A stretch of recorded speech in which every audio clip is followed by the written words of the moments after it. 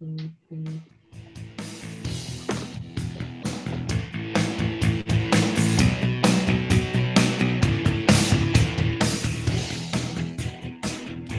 good evening, and welcome to another edition of the CantinaMX podcast, coming to you live on a Thursday night, our usual night, but a different time because, of course, there's a game on right now. It's halftime between Mexico and Honduras in the Gold Cup quarterfinals. The second game played today at the University of Phoenix Stadium.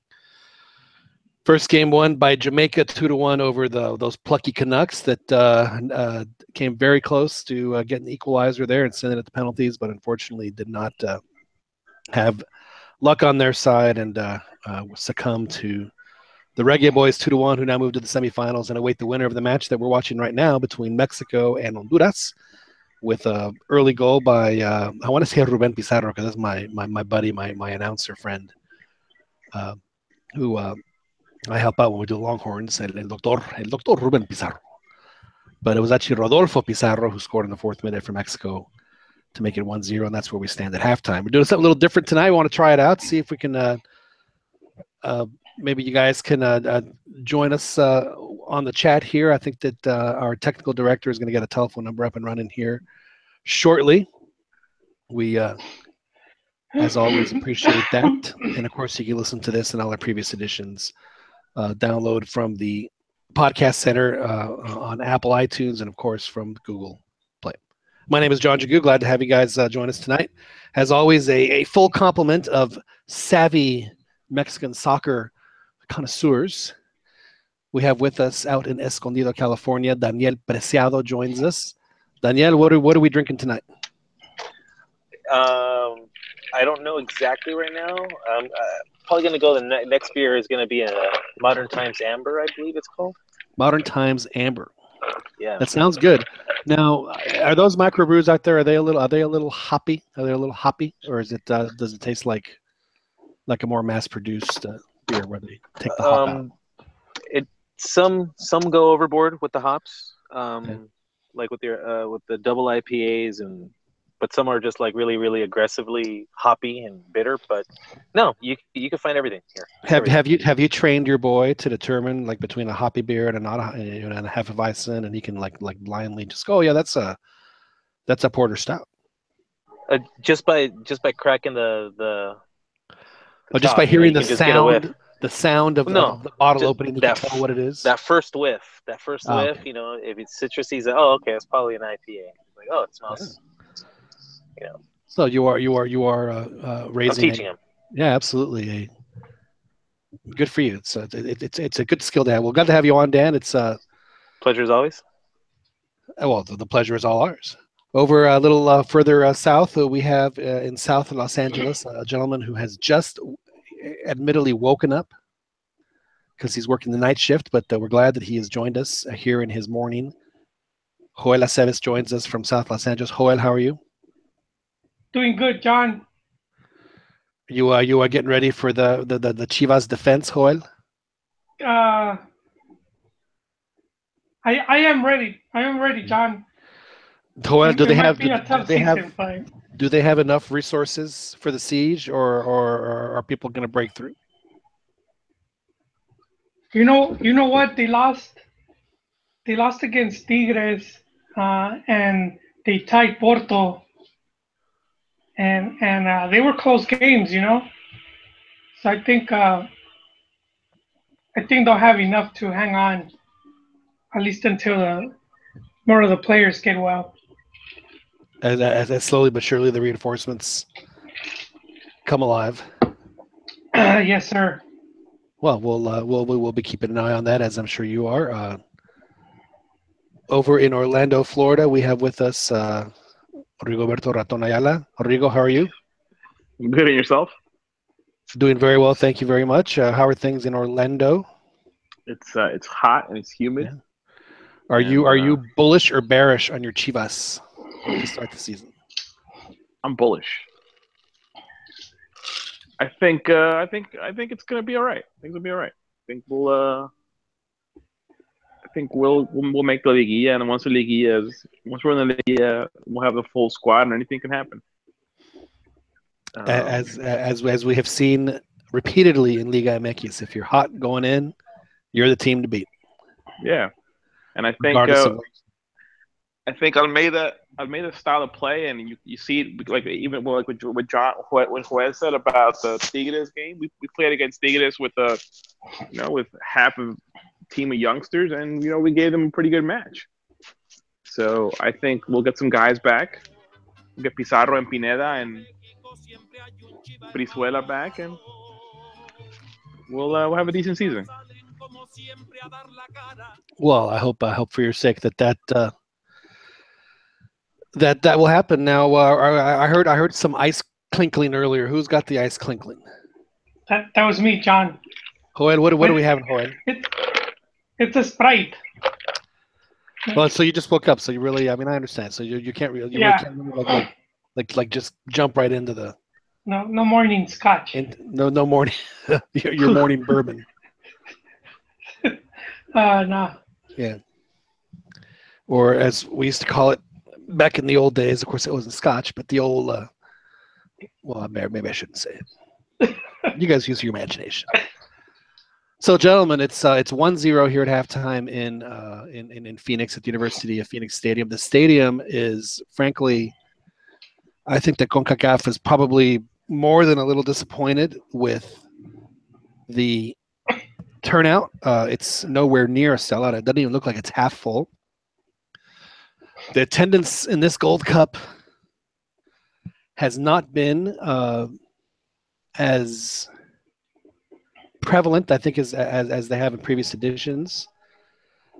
Does that mean that could we be? Is this the beginning of the end of the every 2 year, or do you think that they could possibly start? Well, John, giving serious consideration to playing the Gold Cup in other countries? Yes, Joel. I think they still make money off of the television rights, but I think if they do get rid of the Gold Cup every 2 years, it will have to do with the League of Nations tournament that CONCACAF wants to do. That is gonna eat up all the friendlies, all the FIFA dates. Yeah, but I think if you have 2 Gold Cups in the League of Nations, I think it might just be too much for some of the fans, Right. Because I was doing the math. I do that occasionally, and I was adding up. Mexico had I think it was 2 friendlies, New York and LA, right? Then they had 2 qualifiers. So that's 4, and then they played 5 games in the Confed Cup. So 4 plus 5 is 9. They had 2 more friendlies. That's 11. They're going to play possibly 6 games here. So they're going to play a whole Liga MX season, 17 games from the Memorial Day weekend to next Wednesday. So in 2 months, they would have played 17. They've had 17 Mexico games to have and enjoy on the telly. That's a lot of games. That's a season's worth of games. So I can see your point. How I think that maybe people are getting a little maybe oversaturated. Maybe Mexico and soccer has been maybe a little overexposed. Kind of like when Peyton Manning was playing, every commercial had Peyton Manning in it, or like when the Black Eyed Peas were kind of hot, like every possible show on the planet. Yeah, where they had musical guests. The Black Eyed Peas were musical guests. So, are we starting to see that with Mexican soccer? With Mexican soccer, and look, even like right now for this Honduras game, this Honduras team is I don't recognize anyone, and that's the same with. And like, you are a big Honduras fan. No, that's the thing. When you recognize at least 1 or 2 players, it gives you something. It adds a bit more to the matchup. Well, they have a couple of good players. They have the Kyoto guy and Lozano, and then the guys that play for Dynamo. I don't doubt it, but I'm saying you want the recognizable figure. The player they will usually write the story around that one guy. Another problem is the Euro snobbery. I've seen with a lot of fans that are into like the European teams, and then you have friendlies like the Clásico de España is going to be in Miami, and Manchester United is in Houston, I think, or Manchester City is coming to Houston. Yeah, they're actually playing right now. Those are the big thing, or even CONMEBOL. Euro teams are the big thing. CONCACAF, I think, is going downhill in the minds of the casual fans. Like the faithful Hondurans and Mexicans will still watch, but the casual U.S. fans are going more to a better quality. Because I've heard a lot of complaints about the defense and the play in this whole tournament by casual U.S. American, not necessarily U.S. fans, but Americans. I think part of the issue, though, is a lot of fans are accustomed to watching leagues that are just way more at a much higher level than what we're seeing in this competition. Dan, I would say teams. You know, like the people that say they watch La Liga, they're really just watching Barcelona or Real Madrid games. True. They're not. Yeah, they're not gonna watch. Getafe. They're not gonna watch Almería, Getafe. Vallecano. Yeah. And the same with EPL. They're watching all the. They're watching their team in EPL, whatever their team is, and of course it'll either be Arsenal, Manchester United, Manchester City, Liverpool, or Chelsea. Those are easily the top 5 most popular teams in this country for EPL. But you're also talking about CONCACAF. I mean, that's what they're watching. I mean, so I think if you go into it thinking like used to seeing something like that, and then you watch this, then yeah, it's a huge step down for sure. But I don't know. I personally have been okay with I mean, you know what you're going to get with this competition. I haven't been too. In fact, I've been actually pleasantly surprised with El Salvador. They were great. I mean, I think they're on the right path. Yeah, both El Salvador and Curacao, the teams that didn't make it out of Mexico's group, I think would have probably, had their luck been better in a draw. Probably would have. Well, I guess El Salvador did make it out, didn't it? But yeah, I think El Salvador needed to risk more. In that Jamaica game, I think they need to risk more. I think if USA doesn't, bring all their reinforcements, and they play with the same team they had in the group stage, it would have been a closer game versus El Salvador. Well, it was still relatively close, but it was the same thing that happened, as y'all said in the Mexico game with El Salvador happened in the U.S. game, except El Salvador didn't score. They did get the goal against Mexico, and it was unfortunate for them. I mean, they had some clear chances. It did not happen for them. And then, of course, the U.S. and not just the U.S., but any team that if you miss a chance like that, are very good at paying back, and then the U.S. did that, and we saw Mexico do the same thing to El Salvador as well. But you're right though, Dan. I mean, there are some teams that looked a lot better. Oh my God! Come on! Why don't they shoot? Why are you always gonna do the extra? That was a one-timer right there. It was a hard pass into the back of the net. It's something we were talking about ahead of time. That was Elias. Why isn't it that the Mexico players, instead of like trying to think they have to rip the net, clean through with the ball, can't they just find the spot where the keeper is and just pass it in the net, and it's going to be, it may not be as pretty, but it still counts. Just watching the replay here, and it's like, come on. Is he lefty? Is that why? Pulido had a similar goal to what you're describing. I want to say in the Liguilla he had a goal like that. Where he just passed it in the net? Yeah, he won. Andres Iniesta. I mean, there were times where he shot and he scored, but I mean, if he was scoring, it was because he did just that. Like he'd be the last guy on a give and go, and he's like, oh man, the goalie's over there, so I'm gonna put it over here, and he got a ton of goals that way. He was quite good at that. But back to the level play of the Gold Cup. So there have been some teams that have surprised. I do believe that Curacao has proven, at least to themselves, that they can compete with the other teams. Even though they lost, I think that they were still very competitive. and there's no reason to think that they can't put forth the resources and the effort to qualify for the Hex for the upcoming, not for 2018 obviously, but for 2022. And I think El Salvador is the same way. I think that as long as they, and as Pajaro Picon told us last week, as long as they stay on the path and don't give in to their usual demons, then they have a pretty good chance to make the Hex as well. So hopefully that'll happen, because frankly they were two very entertaining sides, and if we're gonna have to watch CONCACAF, if that's our lot in life, then at least make it entertaining. And they've made it entertaining, and I think that's all we can ask for, right?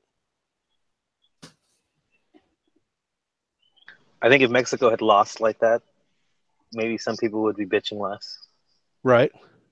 Like attacking. They played pretty at times. They just had no end product, unfortunately. No, they didn't. And but they could get that one guy that could, really make a difference for them if they could, if they could find him on the island. It'll be interesting for them. Now Mexico in this game got off to a real quick start with that one that 4th minute goal.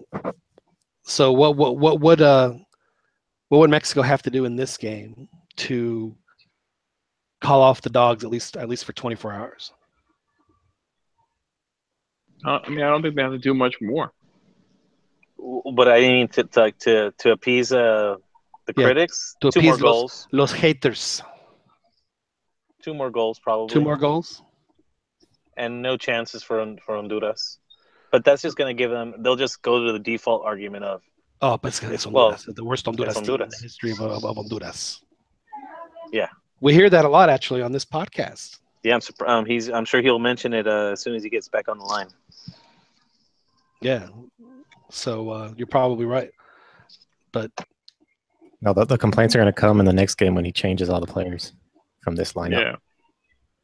So we'll just have to wait. I'm surprised. I'm surprised he didn't make any changes at halftime. They can just score one more goal here, and then it'll be all right. It'll be calm.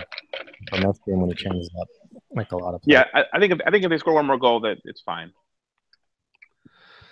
The way it started out, actually, Honduras was totally frazzled, and I thought, man, this could get ugly very quickly, and it could have, and unfortunately, it didn't.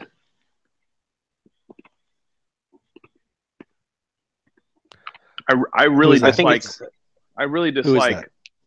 What Belin? I was gonna say I really dislike what Belin playing.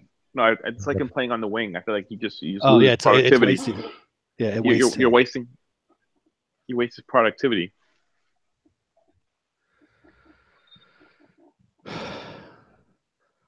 Wow, so that Gallardo kid really like that's exactly what Mexico needs right there. He broke up the fight. Oh, that should have been a red card. Let me check. Yeah, that should have been a red card. Oh, he stepped on him. That was sort of. What's Overling going to do? Let's just say if the ref saw it, it would have been a red card. The ref didn't see it, so it's not. It looked like he was cleaning his shoe, John. Yeah. Chiqui Marco would have seen that, and he wouldn't have hesitated at all. He gently tapped him. It was soft. You guys are seeing the super duper slow mo. Don't forget. Yeah, even though it was soft, it wasn't a stomp. Is it worse or than the bite than that the U.S. player got? I did not see that actually happen. I think he got tweaked. He got tweaked. That was. Well, didn't Demwalk once get bitten, like kissed on the ear, kissed on the cheek or something? Yeah, against Honduras, and he got red carded. Well, that's because Demwalk headbutted him or punched him or something. Well, he elbowed him. Yeah, in the chest. You don't do that to Demwalk, and he knew it. That was an easy troll. But Dempsey, that guy didn't even see what they were doing to Dempsey and them. Well, he was short enough to be just perfectly, his mouth was just perfectly shoulder level. So he just had to just lean forward and took a big bite. It wasn't even a big bite. At least, I mean, apparently there were teeth marks. I saw a picture of it. It's technically, I guess they are teeth marks, but I mean, I thought it was a bit much. Not a tactic you would use, Dan? No, I'm not. No, actually, if I can get away with it, I probably would. You're a lot more subtle with your dark arts. I would try to get away with it, yeah, but no, I don't think I'm above it. You would be like that German player, Chicharito, that totally took him out of his game for like 5-10 minutes. Usually, just in every when I competed in sports, I was a bit of a talker. Oh yeah?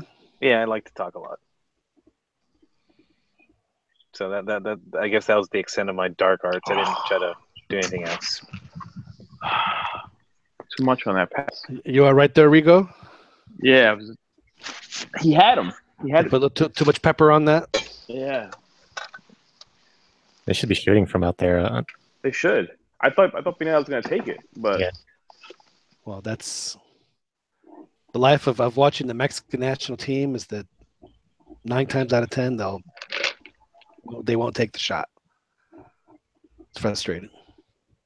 Or they'll try to control it. I've often wondered, I mean, do they feel like they're like an all-star team and then they have to play like an all-star, type game where like they're trying to showboat a little? I'm not just saying about Mexico. I mean, is that why players? No, I think it's a lack of confidence. They don't trust themselves to have the technique to. But they do when they're not playing, control it. When Orbelín is playing, Veracruz, he won't hesitate to take a shot. It's an air of superiority that they have in CONCACAF, where they think that they can walk it in. Because like if you walk it in, like on the playground in Mexico, if you walk it in, you just dominated somebody. I think you could say that about any playground. Well, if they do that against these teams, they feel they have the capability. You mean that the way that like the way that the Germans were doing it to Mexico? Yeah. Well, yeah, exactly. But Mexico was terrible. They walked 2 of them in. They're terrible on defense. Pretty much. I do see them trying to play through the wings a lot, and I don't know if that's just part of what Osorio wants them to do. Like they look for the wing. They look to spread the ball out to the wings. I have good news for you, Rigo. It looks like Pineda's back in the middle. Yeah, I see that. And Gallardo is pushed up to like a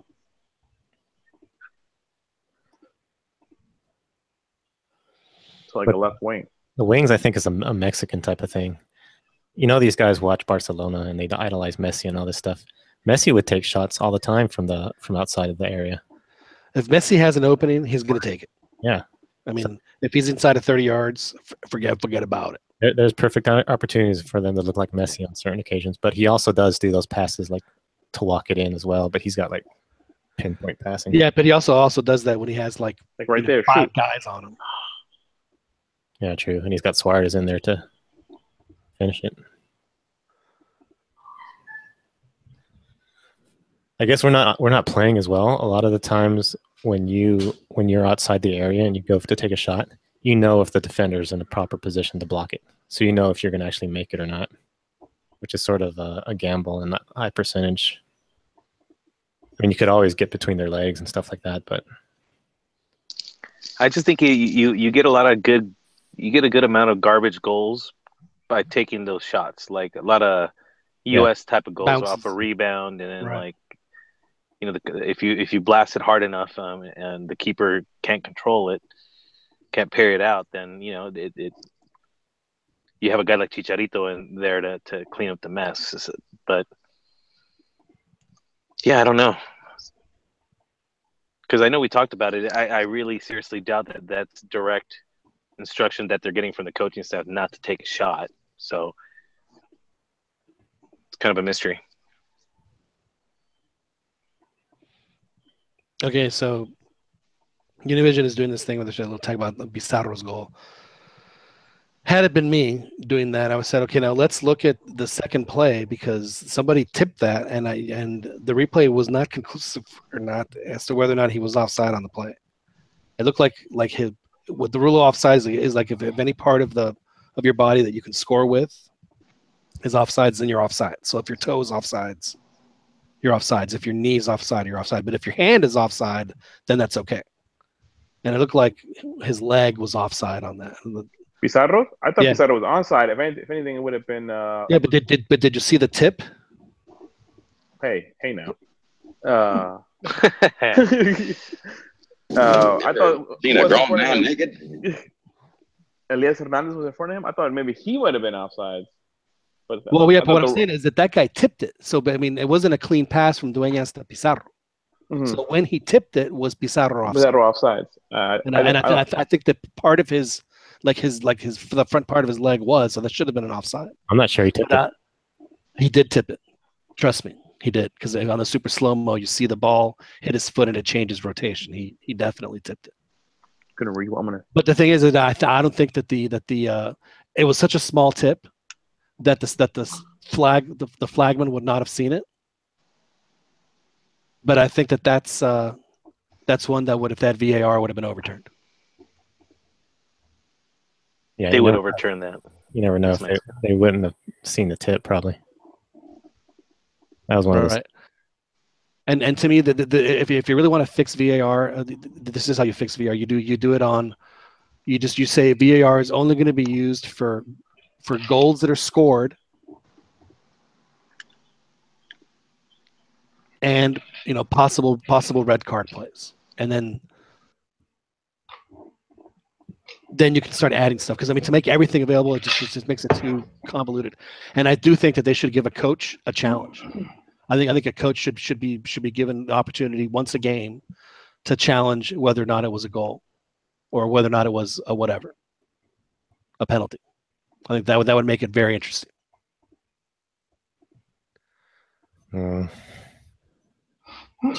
What coach would say no to that? I think that having the option as a challenge, I think it's interesting, because it takes some of that CD element out of the equation a little bit. Like, if there is a little bit of a tomfoolery going around where they're purposely turning a blind eye to something, then if you have that in your back pocket, then I think it would probably help. Because I don't know. I don't know about you guys, but like what is it against Portugal? I kind of felt that they were never going to call that in favor of Mexico. Just like you knew that they were going to call the penalty against Mexico and against Holland. I just don't think Mexico is a team that's going to get those calls typically. At the FIFA level? Yeah. CONCACAF level, yes. I mean, we just saw an example of that. Yeah, but I wouldn't necessarily say that the referee was at fault there, because I don't think the linesman saw the tip, because he's probably blocked, because he's standing with Ultimo Hombre, so he would have seen it. No, I saw it too. I didn't even think there was a flick either, or a tip. But I'm just saying, like, in general, Mexico doesn't seem, and they'll get an offside where the guy was like 3 yards offside. I'm watching. I'm rewinding it. And it's super hard to see from the angle that they show on Univision if he touched it or not. It's just the angle. Do you have the super slow, the ground angle super slow mo? Because that's the one that shows it. No, I was watching the one they just showed right now. Like a minute ago, like the Unitec. Right. Yeah. No, you won't see it on that one. You'll see it on they have a super slow mo ground angle. That's the only way you can see it. I mean, seriously, it's because it's super slow mo.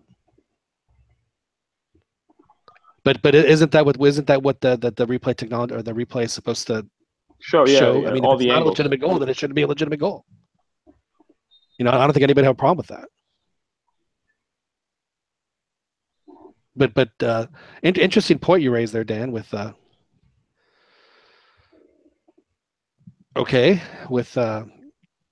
what you said there, as far as you don't think Mexico would get the calls. I remember the game against France in 2010 where they did get the calls. They got a very iffy penalty called in their favor against France. But I think that was more a punishment to France than it was giving Mexico a chance to win. I guess I'm just thinking more in recent memory. It just like flashes of Argentina. Well, they did take a goal away from Abuelo Cruz against the Germans in Monterrey. That's my friend Ruben Pizarro, the doc, mi doc, was he was the guy in charge of the anti-doping back then at Nuevo León. So he was at all the games at that stadium, and those are the first things he says. Fue cuartos final contra Alemania. He says le anularon el gol al abuelo y México perdió. That's the one thing he remembers. Is that he said it happened right in front of him. He said it was a complete BS call. So Mexico just made their first change. Their first sub came in. It was Chaca for Jesus Molina. I actually don't mind that. So what was it? So who gets moved into Molina's position? Is it Alvarez? Is it Alvarez or is it? That's what I would assume. Or Orbelin. I think it's Alvarez based on who's on the field. Yeah, looks like it's Alvarez. So Alvarez and Dueñas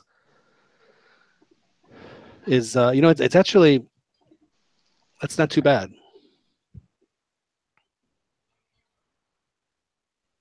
I think Alvarez is playing himself into the World Cup. He's having a really good. He plays really well. He's very versatile. And if you can play 3 different positions. That was my one. When Piojo released his World Cup roster,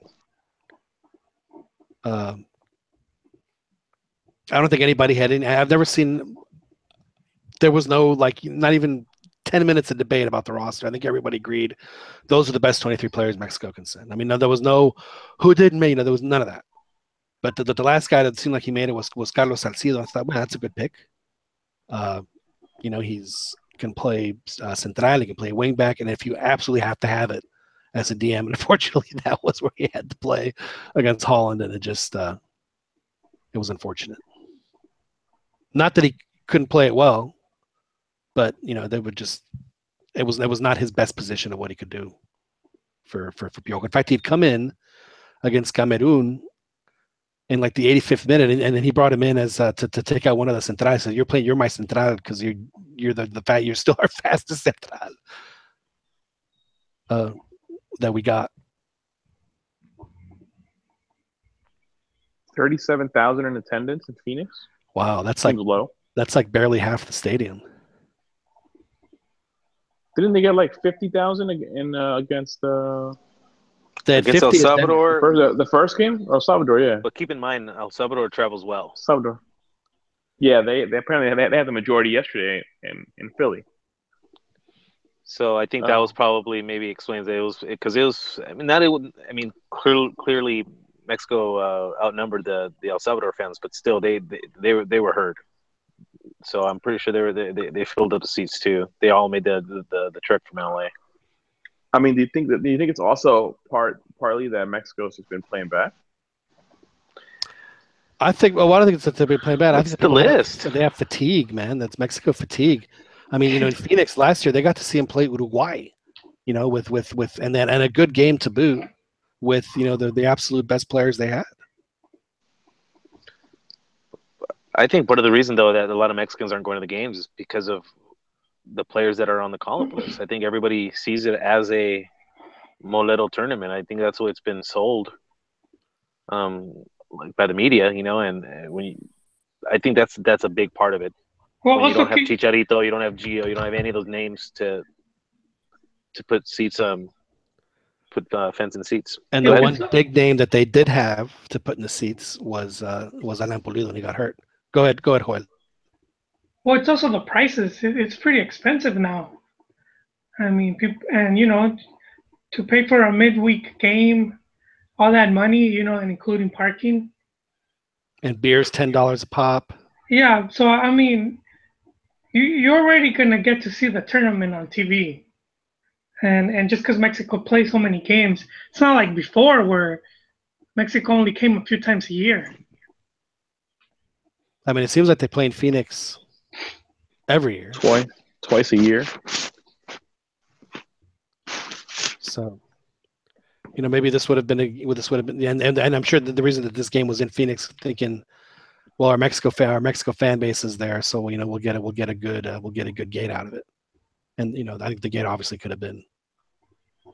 Yeah, for this, it makes me think, John, for the League of Nations, if they do it, how many games is Mexico going to play in the U.S.? Well, that's the thing, Joel, is that I think that what that does is that opens them. Well, do the Central Americans already play in the U.S. too, don't they? Yeah, no, but I'm saying, for example, if you're playing, especially like a team like, who was the World Cup qualifying match? Was it against Belize? And Right. Mexico played them in Houston. Yeah, and I went to the one when they played Granada. Was that who it was, or was it Guyana? I forget. One of the G's, and that was at the BBVA in Houston as well.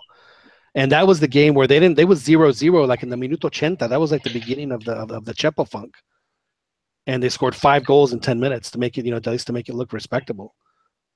But yet the fans, I mean, those fans had turned on them. It was bad. It was bad.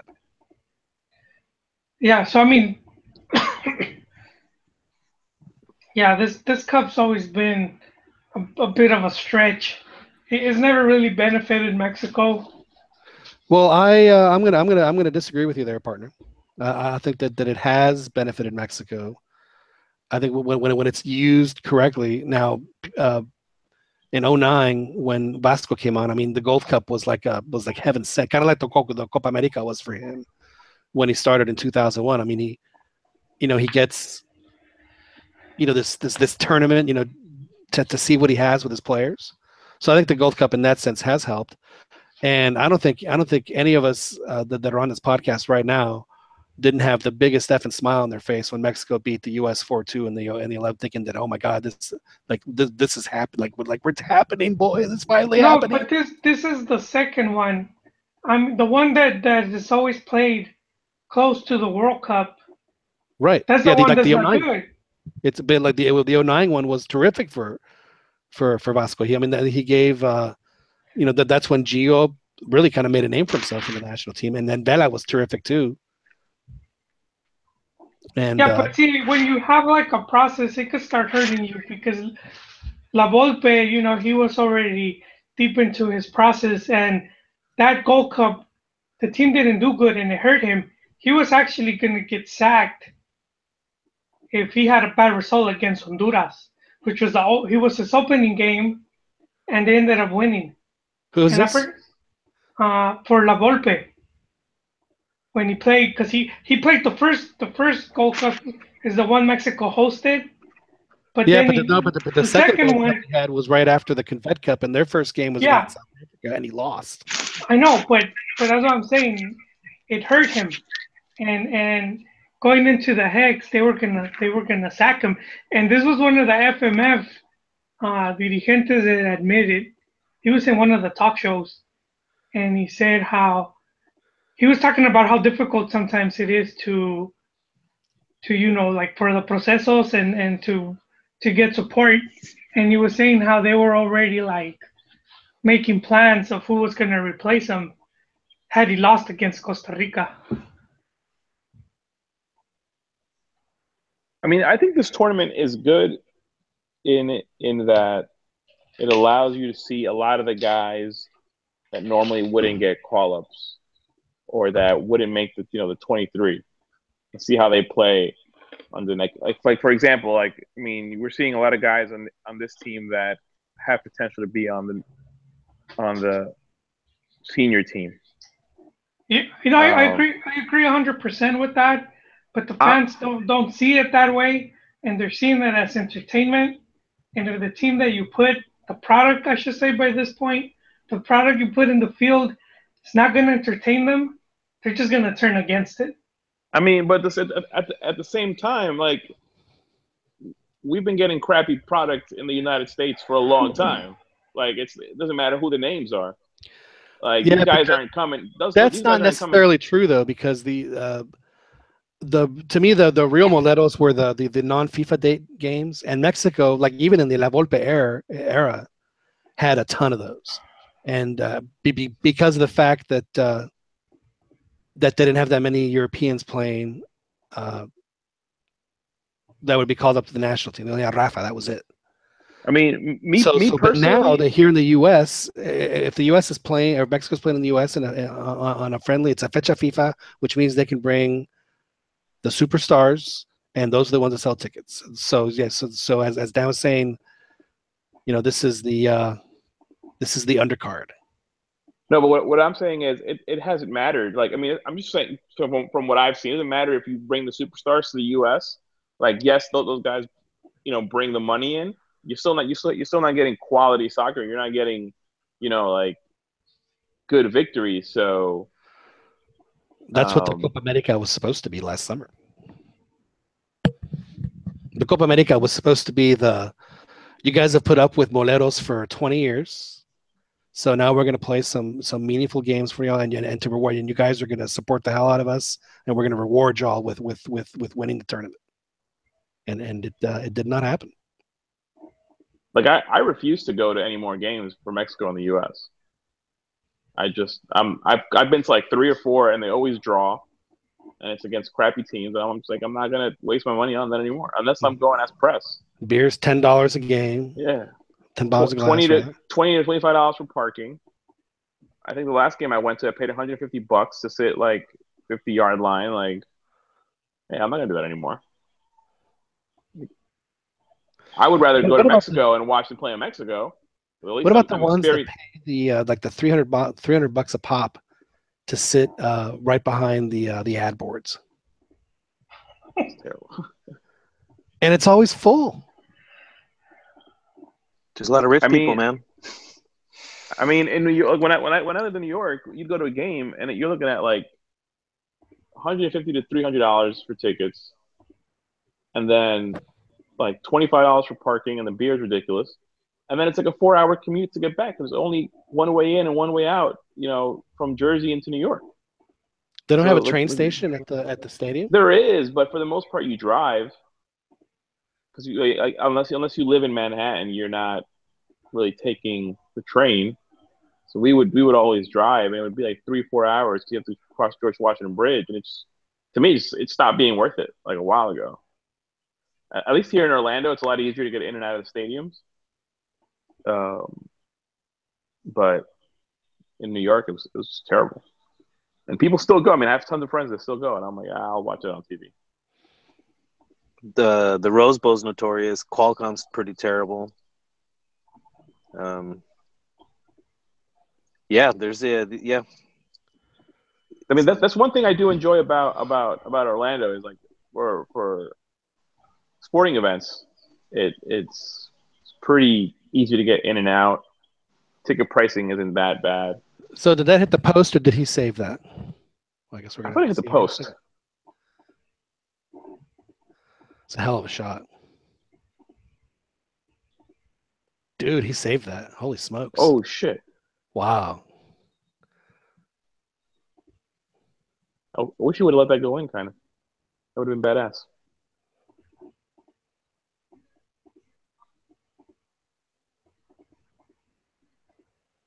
It was still a great save. Man, Orbelín is so good, man. He just has such.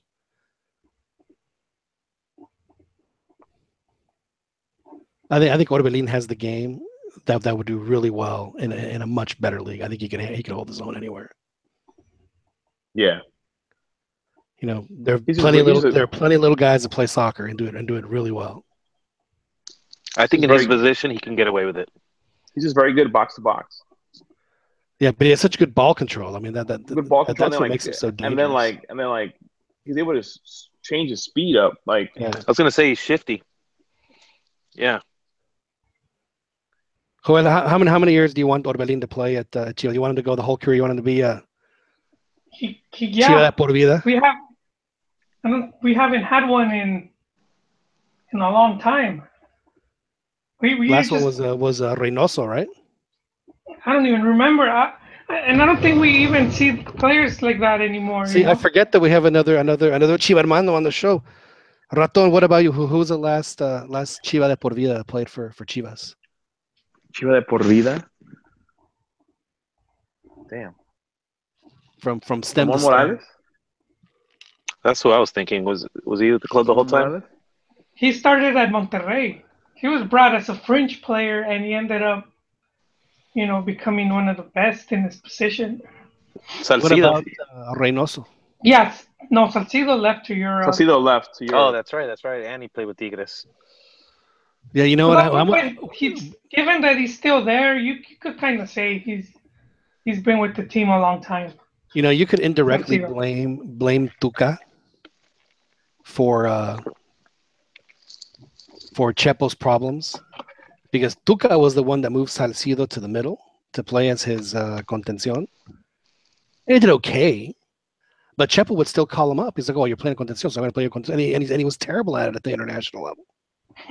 And Mexico played a year with this. I mean, Salcido's a great player, but he just wasn't a good contención. He was a troncos. He was not. Was this MLS Rafa also? It may have been. Or Rafa may have been in Verona. I don't remember if he was in Verona or MLS. No, Rafa was. I think he had returned to León, and he had that one bad season. They had him, and was it Neri? No, Rafa didn't go to León until after. Oh no, you're right. Well, for a while though, Rafa had quote unquote retired after the 2011 Gold Cup. He didn't play. Chepo wasn't using him. There was a lot of players that their form dropped, and then by the World Cup they just picked it up. Like Guardado was playing so bad, and then people. I remember arguing with people that would say that it was because of the tactics. And I'm like, dude, even when he has a bunch of space and enough time with the ball, he still can't even send a decent cross. It's like that's how you know a player's playing bad. He only has all the time in the world to make a decision, and he still messes it up. I thought it was key for Guardado's career when they moved him more to in a centralized role. When he was playing on the wing, I think in the Chepo era, he was just not good. He was not good anymore. Well, I think the injuries caught up to him where he lost that some of his speed. Yeah, and he also lost his shot, so people were facing him a lot more because they knew that he wasn't going to shoot as much. But once Piojo moved him into the middle, he just improved like exponentially. Yeah, Massa was another one that was just playing terrible, and then he gets called to the World Cup. And John, I know you were saying people weren't complaining, and I know that was probably the one player a lot of people didn't want. Massa? Yeah. He was fine. Not going into the World Cup, he wasn't. But at the World Cup, he had a really good tournament. Yeah, but he was. Go ahead. When he went to Spain, I was surprised when he went to Europe because I didn't think he was that good when he left. And then he went to Europe and he came back and he was a whole different player. He had a lot more ball control and a lot more presence in the box. And I thought on the national team he played very well. Yeah, but Joel is right. He did. But everybody was playing. The only one that wasn't playing bad was Oribe, and then he hurt himself in the CONCACAF Champions, and he wasn't available for 4 months. He wasn't available for the Confed Cup. He wasn't available for the Gold Cup. And when he came back, he started scoring goals, and then he scored he scored 6 or 7 goals because he scored every goal in the Hex. I know that, except for Raul, but he scored in every game. Yeah, well, he benched Chicharito. I mean, that's how good he was playing. And then he scored he scored 4 goals against or whatever the hell it was, 5 goals against New Zealand. Dude was on fire, and they missed him for 4 months. Looks like Osorio's job is safe for another week. There's already rumors of a coup building in the shadows, John. I heard the T word. Yes. Tuca's name is being mentioned.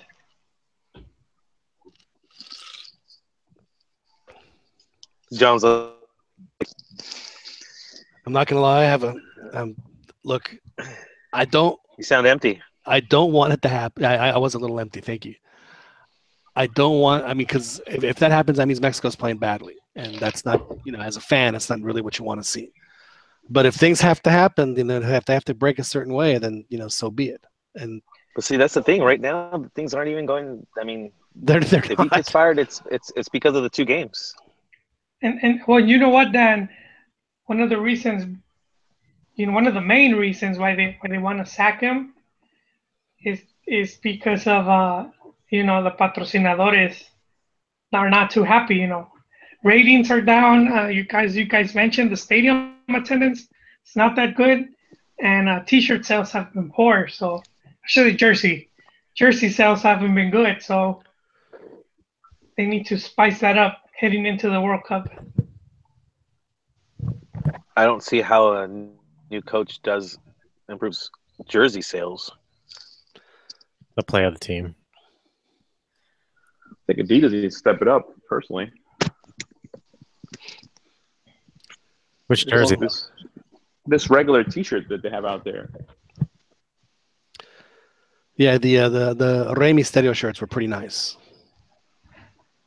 Which were the Rey Mysterio shirts? The ones from 2014. Oh, with the little lightning thing on them across the middle. Yeah, wasn't that an homage to his mask? That was a Power Ranger. I'm being dead serious. Green Ranger. That was a Power Ranger one, man. Oh, I thought it was Rey Mysterio. Those are disgraceful. I like those, actually. I mean, the 98 World Cup jersey is still the best one ever. Absolutely. Far and away. And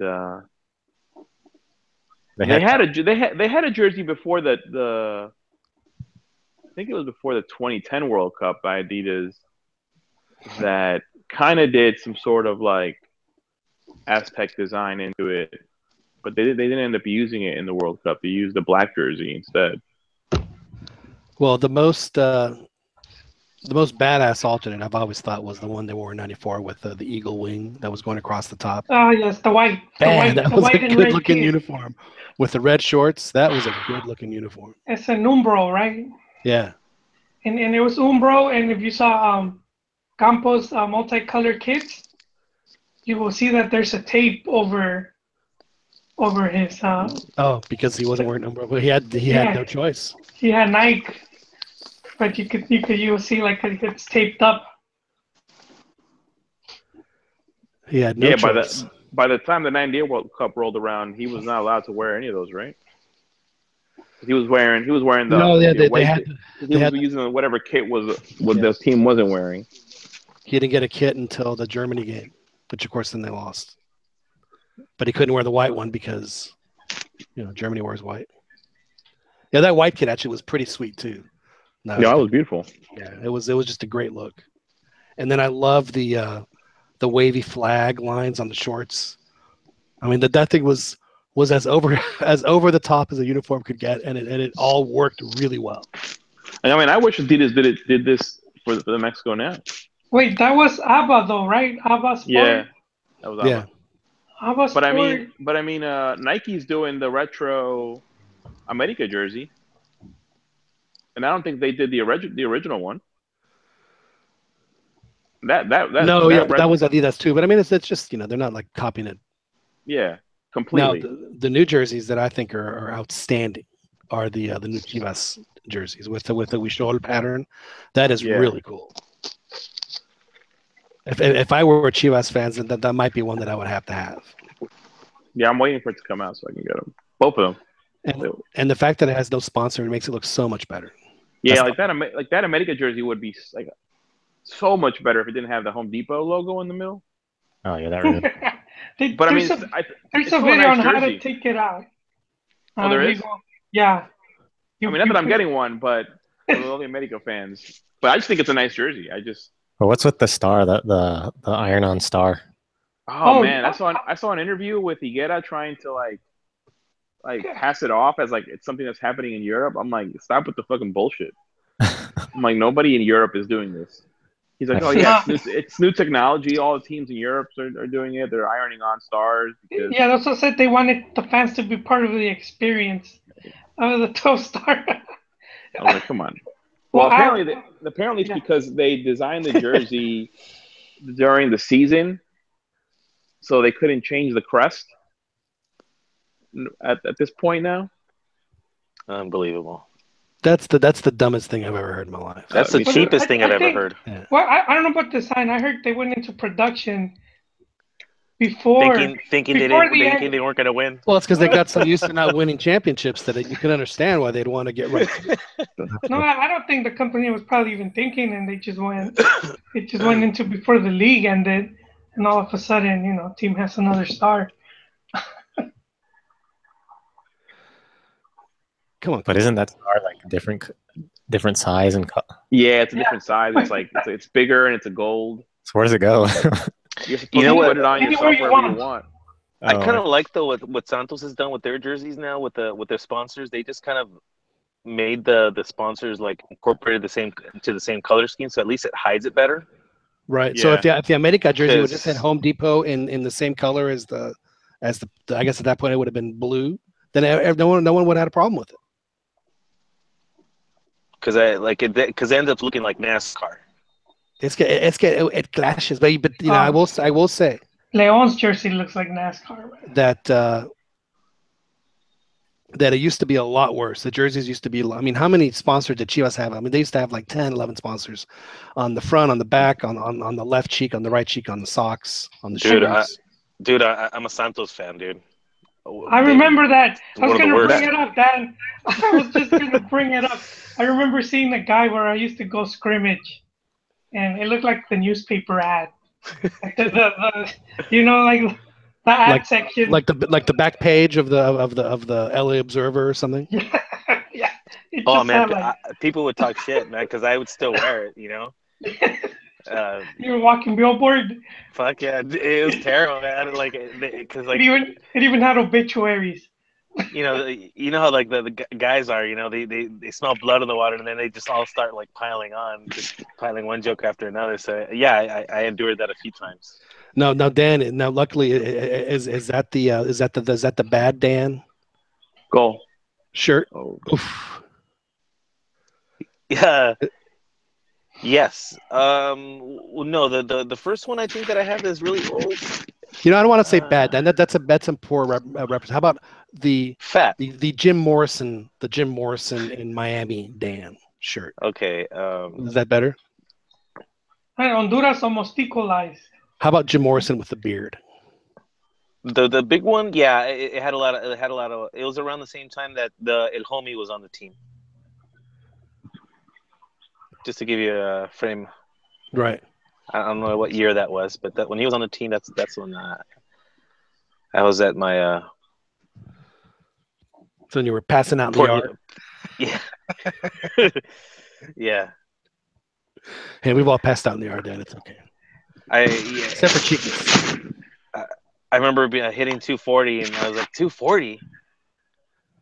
And just thinking, it's like, all right, I guess I'm going to be like seriously fat my entire life. I mean, that's just my fate. Somehow I lost it, so I was able to squeeze into a medium at one point. Now I'm just a large. Man, I got to tell you. I know we like talking about my sizes. Well, yeah, because you metamorphosized into who you are today. So you should be proud of what you. Speaking of which, the jerseys, I'm tempted of buying the away jersey. It's all that jersey's really nice. Oh, that one's really nice. I haven't seen the Chivas. Have they released the Chivas away jersey yet? Yeah, it's similar in color to the Santos one. Really? What color is that? It's like a black blue chartreuse. Like a dark. Like a navy blue. Yeah. But I think Santos one is nicer. Oh. I'm sorry, I shouldn't laugh. That was funny as hell. Oh my god. It is. They did a lot better with the design. No, I'm talking about what just happened on the screen. Oh. With Juan Carlos Osorio. Did you see it, Chiquis? Yeah. Did they catch him passing notes again? No. He came to congratulate Decio Maria. He scared the hell out of him. But he just like whacked those. Hey, we won, and Decio Maria just he like jumped out of his skin. Decio's so mental, he didn't even understand the game was over. He was kept on looking. Well, so Mexico advances to the semifinals. They kind of held on there at the end. The last couple of changes were defensive in nature. They brought on Dedos and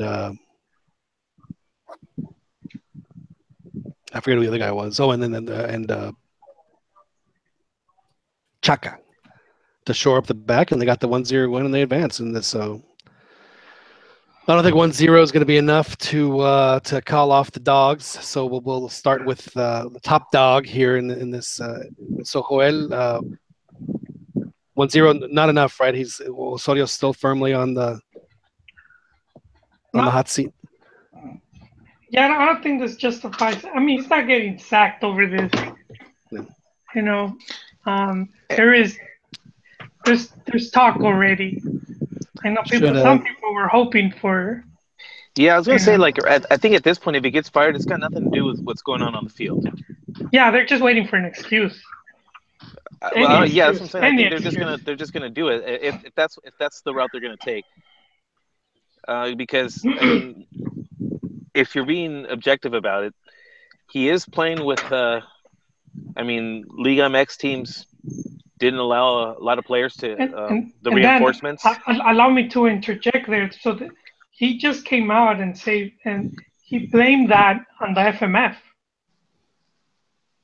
And so there's right there. That's where it's starting some problems because it's a little back and forth as to why that didn't happen. And the clubs were saying, for example, like Tigres loaned out Jürgen Damm, and he was saying he called him up just because the other guy got injured. What difference does that make? At least in my opinion, I'm like, if you get called up, you get called up. Was that should have set from the very beginning so that they don't have to run into these situations. Okay, you're gonna have one team for the Confed Cup, and you're gonna have one team for Liga MX, for one team rather for the Gold Cup, and you can't have a guy play two tournaments. Now I know that they've had that in the past, but I think that the situations there were a little different. But another thing too, though, as far as like some of the teams, like because really what we're talking about is 2 games.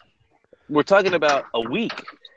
Now, I think this goes back to earlier points we've made and criticisms we've made about the league is how disorganized it is.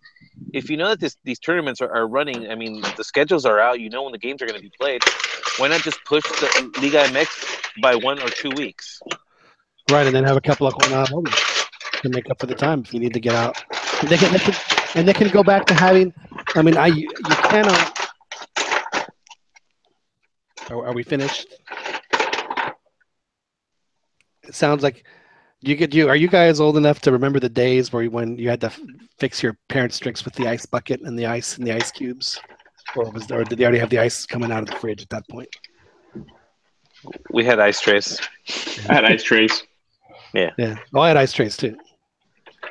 Just there's just an unmistakable sound of taking ice out of and put it in the big thing, and they're getting a little pick out to pick some ice off and put a little bourbon in there. That is one thing that I did kind of like when I went to Mexico is little bitters. Is buying the beer and having the guy like break up the ice right into the case. I always thought that was so cool.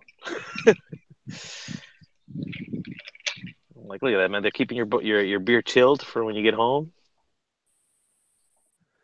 Well, it's the customer service that Mexicans are known for. That just blew my mind though when I first went, like as a kid, and the fact that like I don't know if you can still get away with stuff like that, but I mean, I was drinking like at 10 years old. Yeah, I remember going to the Motoclub Azteca, which was the dirt bike track just north of Mexico City. I was in the 3rd grade. I don't think I was even 10 years old, and I went and bought a kawama, a little baby kawama. The You know little what? girl at the game said that our children are watching, man. Should we not talk about this, Chiquis? Is this too rated right. R? No, go ahead. Go ahead. No. We should change this. No, but anyway, what were the little, not the Okay, big no. bottles of Corona, but what are the little bottles? They look like pineapples. Y'all know what I'm talking about? My uncle used to call them huevos de toro. I don't. That's actually a very apt name for them because they were shaped so weird. They were So I like had, miniature half- barrels. At least what I'm exactly, talking about. exactly. In fact, I think that's what they used to call it, was cerveza de barril. Anyway, so they had. I had one, and I think I had half of it. I was like totally blitzed at 8 or 9 years old, whatever. Yeah, but you're right, Dan. That could happen, and I'm sure it still does down there. Good times. Good times. Very good times. So Mexico now plays Jamaica, the team that I saw them play in Denver last Thursday. It was a 0-0 game last week, and Jamaica played and I thought played real well against Canada tonight. And Canada maybe was unlucky there toward the end, but I thought they're just a little more experienced than Canada. I think Canada is another team that I think has a really good chance. Depending on the draw to make the hex. So I think that there's a lot of teams right now in the hex that are, maybe this could be like, one and done for them. Like Honduras, it looks like they're in the middle of generational change, as Joel said, Trinidad and Tobago, and maybe a team like Panama, if a team like Canada can get it going. We might see a completely different hex for the 2022 World Cup. Mexico did win this game 1-0, goal by Rodolfo Pizarro in the 4th minute. And then they, for whatever reason, just didn't think like they actually needed to shoot, but they wanted to make the one last pass, and were not able to get any real chances on goal in the second half, and basically just held on to win. So is it good to win a game like this, Rodrigo, a tight 1-0 knockout game, and does that help build confidence in the team, or do you think they were just lucky to get the thing over with? All right, let's move on. Let's get out of here. I think for these guys, it relieves a little bit of the pressure, because I feel like there's a lot of pressure right now on the team, and it's not so much the players' fault as it is, with everything that's been happening in the last couple months. And I think just for them getting the victory and, being able to finally win an elimination game under Osorio relieves a little bit of the pressure. I think Osorio's still on the hot seat because of it, because it was only 1-0. Second half didn't really look as dominant as they should have, and Honduras is a weaker side, and they should have tried to take advantage of that. That's just my opinion. They don't have the killer instinct, the death blow to put teams away, even though they're not as good. And and going back to the point where everybody's like, this is a B team, and these guys playing Liga MX. Are we saying that Liga MX is not better than the leagues that these other players from other teams play in? No, we're saying think the other team no. is better. There's better players. I don't think so. I don't think that. I mean, the thing is, a lot of these teams play better as teams, as a team, because they've been with the same coach for a while. Like like Honduras, they've been with Pinto for a regardless while. Regardless what Osorio has done, though, this was always going to be an alternate team. Yeah, and I know that, but my thing is, like, although it's an alternate team, it's still a talented group of players that should be able to, I think they should make the final. I think they should make the final. Talent-wise, I think they're better. I'd say right now, maybe with the reinforcements, the U.S. probably more talented. Now, why did CONCACAF throw that rule? Did they know that they were going to have not necessarily the teams. But is that why they have this? I mean, what tournament has midway through the tournament you can replace up to 6 dudes? Do you guys think it's because of Mexico? Because Mexico's playing 2 tournaments? No, I think it's just because it's a Mickey Mouse thing, and I think maybe was this rule always in place, or did they just do this in the hopes of probably because getting more bigger names, getting more fans to go to this Mickey Mouse tournament? That's what I'm thinking. Mexico didn't bring their team, so at least the U.S. give them a chance since they changed their mind, maybe. Or well, yeah, and they get to say, "Hey guys, like bring your big names. It's only 1 or 2 games." And that actually puts the pressure on Mexico. Not to say it's going to be. I think it's good. This game against Jamaica is going to be even harder than Honduras. Now, is it true that the U.S. I'm not sure if we talked about this. That the U.S. allowed the U.S. players in MLS to leave early to join the national team, where they didn't notify the other guys that played for other countries. Did you guys hear anything about that? No. Yeah, I'm not sure if that was true or not, but I had heard something to that effect, that the players, by the time the players found out that, like the Canadian and Jamaican players, when they found I see out, what you're saying. So they let the U.S. players out early, but Yeah. not the other international players. That's up to the federation, so they send it. There's set dates already. You can't pull a fast one like that. Well, I think that what Dan is saying though is that they may have like a date of May 12 or whatever it was, but the MLS allowed the U.S. players to leave even earlier, but everyone else. But that will be up to the individual clubs, unless it got into like a secret meeting, like in the Hall of Justice. Yeah, no, yeah, I don't know. That's nah. You could play the X-Files music with me. I'm not sure if it's true. Or not. I didn't have the X-Files. I didn't have the X-Files loaded up. I did have this one, but what you just said is one of the most insanely idiotic things I've ever heard. But that's just because I just had it loaded up. I'm not saying that's what I think right now. No, that's okay. That's what was in the chamber. That's what was in the chamber.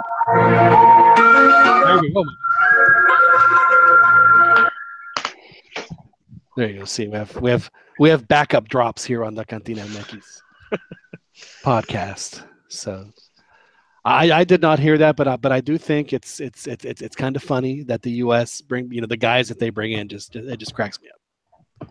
And at this point, they should win this, and if they don't win this tournament, then what does that do for them? Yeah, I think I don't know how anybody could. If anybody has pressure to win this tournament, it's the U.S. Right. I mean, we seem to gloss over the fact that they're always playing it at home. I don't agree with that, Dan. You don't agree with what? The pressure being on the U.S. just because they just recently changed the coach. I think their focus is more on going to the World Cup and doing a good performance at the World Cup. That said, I still think Bruce wants to win it. He obviously made that clear with the 6 cambios. I'm saying that it looks really bad though from their standpoint, because they're trying to bring in their strongest team possible at this point, and they're playing it at home. And it looks like a desperation move on some level, because you see how poor one of the game against Martinique. It kind of just like, oh man, like it. I think it kind of gave flashbacks of Klinsmann for a minute, and I think U.S. fans are probably holding their breath right now. I mean, they have the luck of getting to play Costa Rica in the semis next week over at Jerry's place, and then they get to play them again up in New York for the absolute biggest qualifier the U.S. has played in a long time. So I can kind of understand, why he brought in basically the backbone of his team, because they're going to play the same. They're playing the same team for a game that really matters. What is it? A month from now? 6 weeks from now? So that's why he brought in players. That's right. The rest of the countries are still worried about qualifying. That's right. Yeah. The U.S. doesn't get pressure though, as much as any other. Well, but the U.S., I agree, and Mexico's on the I pressure. think this morning, Rafa Ramos, I think you posted something about this. Chiquis talking to Hercules Gomez is that the U.S. could lose this tournament and 99% of the country could care less, and that's the reality. Yeah, because they pressure from the press like Mexico does. Right. Yeah, it's not going to dominate the stories for 3 and 4 days. Yeah, the late night shows won't bring it up. Mexico's really on the pressure now because they didn't get to where they wanted to, I think, in confederations. And now in this one, when they're expected to win, they're in danger because the U.S. has their better team on the field. And yeah, but you know what? To me, that would make it all the better. I mean, that should motivate Mexico. It's like, hey, man, look what they had to do. They're bringing in their hired guns because so go out and beat them. I just think it's bad that backfire on the U.S. I think it does though. It's still bad for Mexico though when the news gets out that they actually did try to reinforce the team because they're essentially they're making the same statement. Right. We're not good enough. Well, but I don't know who the players were that he asked to reinforce the team. Well, and if I'm not mistaken, hang on. He said even before the Confed Cup that he was hoping to get 5 or 6 guys that could play both tournaments, and no one said anything to him then. So I guess he always had that assumption that it was going to happen. He said, and he's on record first, he said during the press conference before the Honduras match that he talked to 7 players, and this was after the Russia game. No, I understand that. But what I'm saying is that he said this even before the Confed Cup, that he had the expectation that he was going to get to handful of players play both tournaments. That was his expectation. Two of them just turned him down. Just Rafa and Oribe. They just say we don't want to go play the Gold Cup. And then Jürgen Damm, Tigres said we're not loaning them out again. Well, but that's what I'm saying. They should have made an agreement from the very beginning and say, okay. He only got 1 player. Gael was also denied. Well, what should happen is that they should have said, okay, you can't have. If this was going to be a problem, then just set out the parameters from the beginning. You cannot have a player play both tournaments. It's either one or the other. Because I mean, it's not fair to the clubs to have a guy be gone for 2 months and miss. Not only is he missing the entirety of preseason, but he played an extra 17 games. Yeah, I think he knew. I mean, at this point, nobody wants to take the blame. But that goes back to talking about being disorganized and not communicating. If that's what the clubs wanted, then they had to say it from the get-go and just have them work it out and say, or maybe they work out a deal. Say, you know what, you can't call down, but you know what, you cannot call him between now and the March fecha FIFA. Period. Yeah. They make rules up and make stuff up as they go along. This organization reminds me of the Liga Femenil and all the drama that's going on with the American. They make stuff up when they're about to go to when the girls are about to go to their clubs and stuff. But that's another topic. Sorry for you. Yeah, we'll touch on that here in a second. But back to the organization. So he had that. So he had the expectation that this was going to happen, and then the 5 players even said, "Yeah, okay, well, we'll play both." But evidently they didn't communicate that with the clubs, and that's where the disconnect is. And it's like, how on earth can they have this disconnect? I mean, they work in the same building, maybe across the hall for you. Talk to each other, guys, and figure this thing out. So,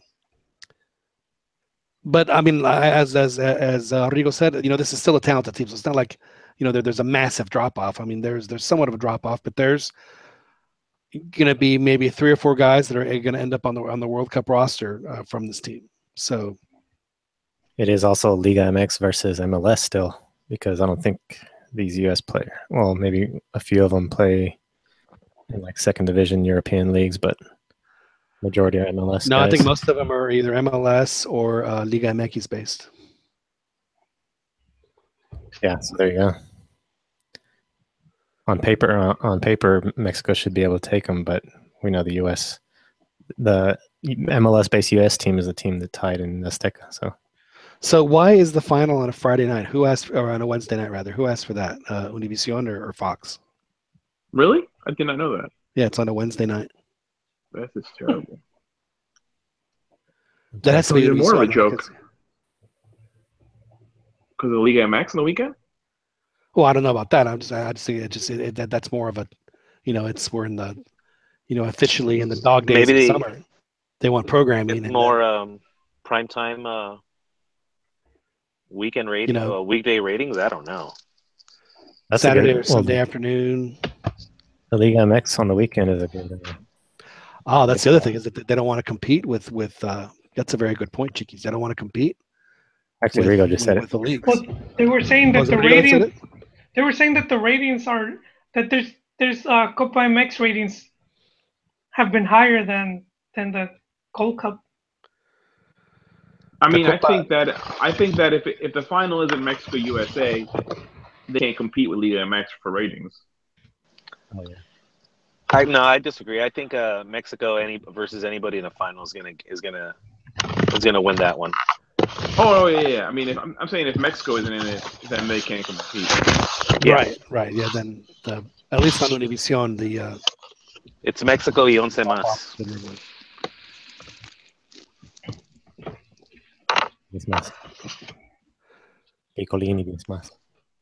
All right. So before we wrap up the Gold Cup chatter here, I just the next time we talk, I guess, will be after the Gold Cup's over. So will Mexico be home? Though they have that coveted half ticket to the Blazer Bowl or not?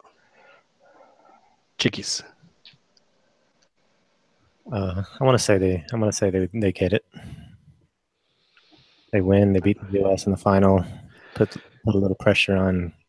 Yeah. Are you so sure it's going to be the U.S. in the final? It could be Costa Rica. No, I'm pretty sure U.S. will make it. All right. Dan, Big Dan. I think. I want to put you on the spot.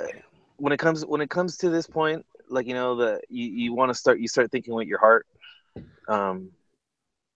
Fool me once type of thing, and these guys keep fooling me, so I'm gonna say no. They haven't shown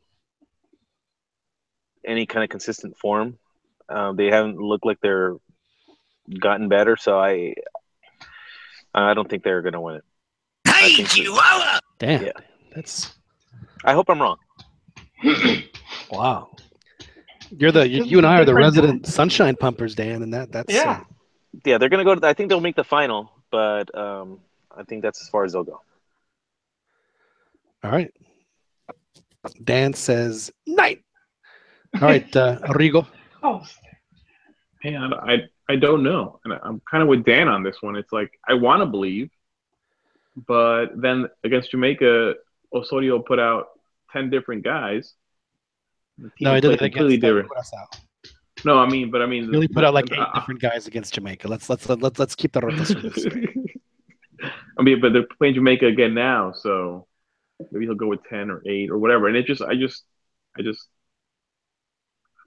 that inconsistency in the lineups, I don't think it's going to lead us to victory.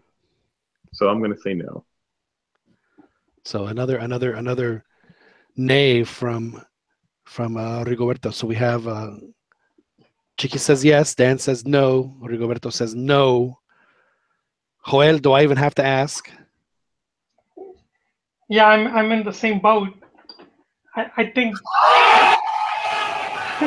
I think this national team has the talent to win it, but I just think, like Dan said, that there's inconsistency, and I put that blame on Osorio just because he keeps switching up.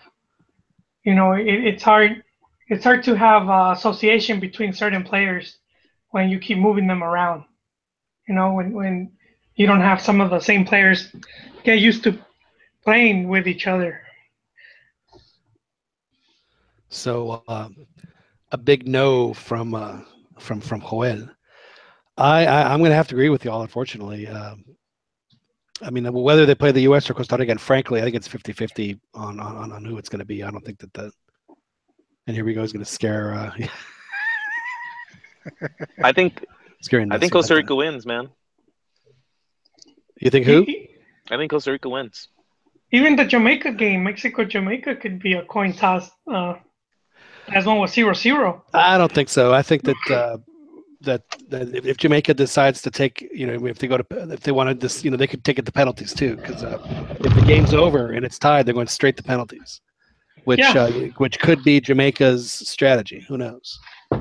But I don't think Mexico's going to have as tough a time against Jamaica as they are in the final. I think that they'll make the final without any problem. But I do think that they will, whether they play Costa Rica or whether they play the U.S., with echoing with the sentiments that you guys have as far as the consistency. Now, I do say no, but I'm not saying I'm not saying it's going to be it's like a 90% no. I think it's like a 65% no. It wouldn't surprise me at all if they won, but if they do win, it's going to be what we've seen all along. It's going to be some guy that makes just this crazy individual effort, and they win that way, and they do have guys that can do that. So I think that's if I'm going to be allowed, can I pump just a tiny bit of sunshine, just a little squish? Yeah, go ahead, John. Just a little bit anyway. I think that's where Mexico can win the final is having guys that can make plays like that. So, but of course, there's no guarantee that they can be on the field. So, I actually think it's closer. I think it's more 55-45. Really? See? Yeah. I knew I could get the sunshine pumping out of you somehow, Dan. It's just all things being equal, I would give the edge to Mexico, but they just haven't looked good. So I don't have a whole lot of confidence against a stronger side. And Costa Rica, I think they pretty much are fielding their best players for the most part. If you are just joining us, and we do have some folks that are on the chat and they're watching on the YouTube, you can call us, and we always love to hear from you. So please get your pencils out and dial 724-707-3826, and the pin is 13118. That number is posted on the chat. So if you're a little further down, just scroll up on the chat. We would love to hear from y'all, and then get your thoughts on the game tonight, as well as where you think Mexico's tournament will come to an end. But before we get to those calls, I do want to switch gears a little bit, and we'll jump in if we have to. But big transfer news today. Chicharito goes to not necessarily the most glamorous of teams, at least currently, but certainly one of the most historic. In West Ham United, he gets to play in London. He gets to play at the Olympic Stadium in London, not Wembley, but the Olympic Stadium. And that's and I want to say that they pay. Was it $16 million that they paid for him? And he's getting a nice fat $9 million a year salary. So me quito el sombrero to Chicharito, the fantastic. What a great way to cap off your career. No, go out and earn it and kick some ass. So congratulations to Chicharito for the move. Good move, bad move for Chicharito. We'll start with Chiquis. I like it. So give me reason to watch EPL, which I haven't watched in the past year, I guess, as much as I'd like. So that'll be a good thing. Yeah, and it looks like he's he's pretty much slated to be the starter there, so he's going to get good minutes in a good league, a league that he knows, a league where he has excelled, a league where he has scored goals. So it's not like he's going to have any kind of adjustment. He speaks English, obviously, and he understands the weather that he's going to run into. So I mean, he's we've talked about this in the past. He may not necessarily be the most skilled and the most talented, but he's an absolutely terrific professional. And don't think that had something to do with them wanting to sign him, because they know what they're going to get. They're going to get a guy who works his ass off during practice and a guy who works his ass off on the field and does whatever it takes to score. And those guys are few and far between. And I saw that they only scored it was like 39 goals. It was not a lot of goals. It was a little over one a game in the entire league last year. So they need goal scorers. They need a guy that can score. I'm wondering who's going to deliver those passes, though. Who their playmaker is. That would be interesting to see. because that's what he needs. Is he needs someone to get him the ball. Well, I think even if they're the type of team that just starts, I mean, even if they're just sending crosses, I mean, Dude, it's the that's EPL. what he That's all they're does. gonna do. Yeah, that's what he does.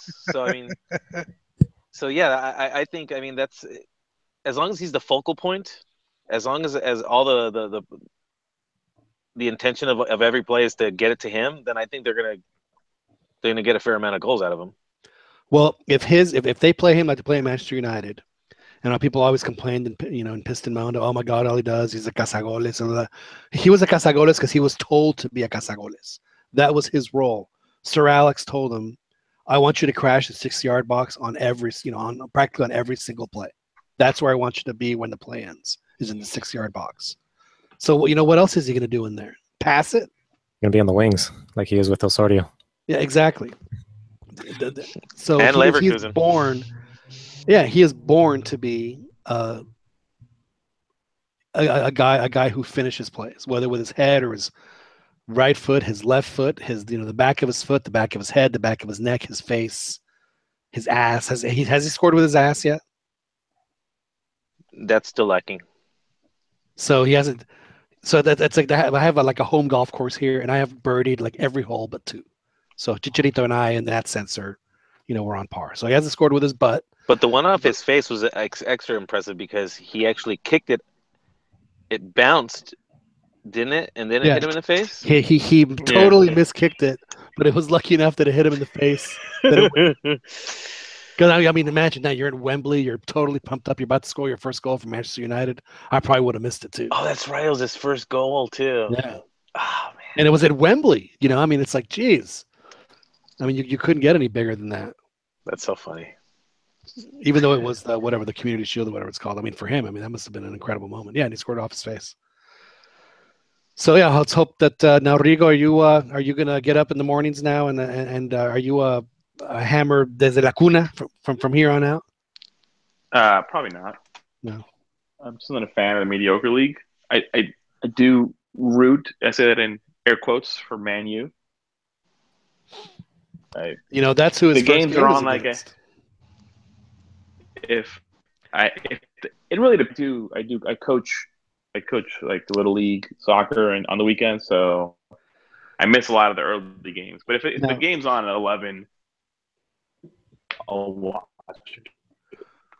Joel, were you happy with the Cheech going over to London? Yeah, anywhere he could get playing time is good, You might as well get playing time in the best league in the world, right? Exactly, John. Spain? Well, Spain's the best league in the world because they have the 2 best teams. But I think from let's say most competitive. Yeah. Well, it's debatable. It's debatable. It's either way. I mean, it's up there. But Spain, it's mostly Real and Barca winning the title. For the past 20 years. International tournaments, the Spanish teams are really the one that are coming out. Europa League, Champions League, and the English teams really struggle in international competition. But that hasn't always been the case. They're I know it's down right now. But yeah, it's cyclical. I would imagine though the quality of the sides are probably going to be comparable. Well, it's going to be a lot more physical. There's no question. But again, I mean, it's not anything he hasn't seen, and the Bundesliga was pretty physical too. So I mean, he's going to be, he's going to be just fine, and he's probably going to score 20 goals, provided, he's able to play the season in its entirety or the way that they want him, and he will. He gets to be the man too. I think that's where he thrives. He goes to a bigger club. He may be sharing it. Now, here's a question for y'all. Knowing what a professional he is, I mean, I don't even if I should even ask this. If he scores at Old Trafford, he's just going to walk away, isn't he? Yeah. He's not celebrating. He should celebrate. What the hell? Well, he'll maybe do a fist pump, but he's not going to slide in the grass and put his arms out and shit. He's not doing that. Probably not. No. I guess my biggest question is he going to wear is he going to be wearing the little booty shorts that he does in training? Only in training. I think he only does that. He's not the only one that does that though. I've seen that That appears to be quite prevalent in the training grounds across the fields in the world. So it's not that cold. It's still warm enough to rock that look. I think what it is, I don't think he wants tan lines on his thighs. Is what it is. I think he wants to get some sun. Okay. You know, some of us look like I look a little better with tan. Beto, do you wear those shorts? No. Okay. So are you saying he's wearing like marathoners running shorts? Well, he's a cyclist, so I was wondering maybe he may. Not really a cyclist. You know. Speaking of cycling, Beto, is it okay to talk about this? I mean, you did post a picture of the video evidence of it happening. Oh, so yeah. can we discuss? Sure. Are you the one-armed man right now? Are you a one-armed bandit because your other arm's in a sling? I take off my sling every now and then. It's getting better, so it's not too painful. So you fractured your collarbone, is that correct? Yeah. And it happened just a Saturday. Yep. Typical biking accident. Now, are you allowed to take medicine for that? I did. I ran out of my prescription. Not really hardcore, but the strong stuff. So now I'm just taking or ibuprofen. Yeah, is that can that handle it, or do you need to? Yeah, it's good now. It's not as bad as it was before. Before I did need that other stuff. Like we don't need Dr. Joel to write you a prescription. No, I don't need none of that stuff anymore. I took Vicodin the first time from the ER, and that stuff was tripping me out. I'll bet it was. But that was just a couple of pills, and then after that, I was on this other. After the fourth or fifth pill, I couldn't know who I was. Well, so how many days or weeks are you looking at recovery here? Monday, I got an appointment with the orthopedist, I guess. Yeah. And we'll see what they say. You don't think you're going to lose the whole arm, do you? Nah. No, you're going to get to keep it. But you'll be okay because it'll just grow back. So it just takes some time. How long do you have to keep your arm in a sling? I just can't move it.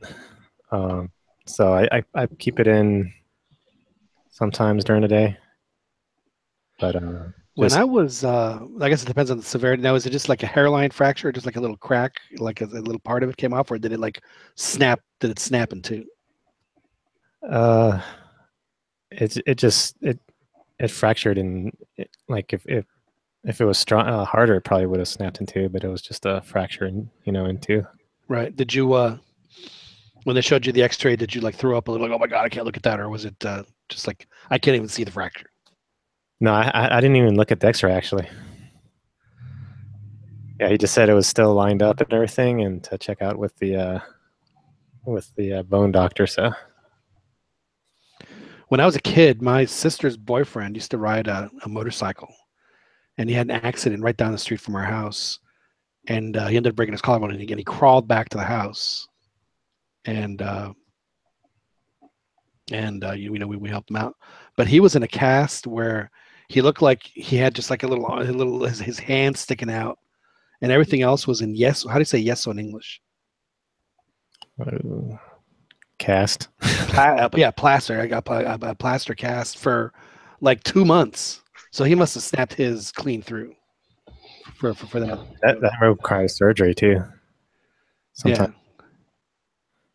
Like that was a possibility for me to have to do surgery, but since it's still lined up and everything, right? I should be good. I shouldn't need any of that. So you need a pin or anything? So you're not going to set off the metal detectors? That's what I was thinking. I was like, that might be cool, but no, that's just. I mean, the metal plate in your head already does that, so you don't need that, like the added metal. I don't need any of that stuff. Yeah.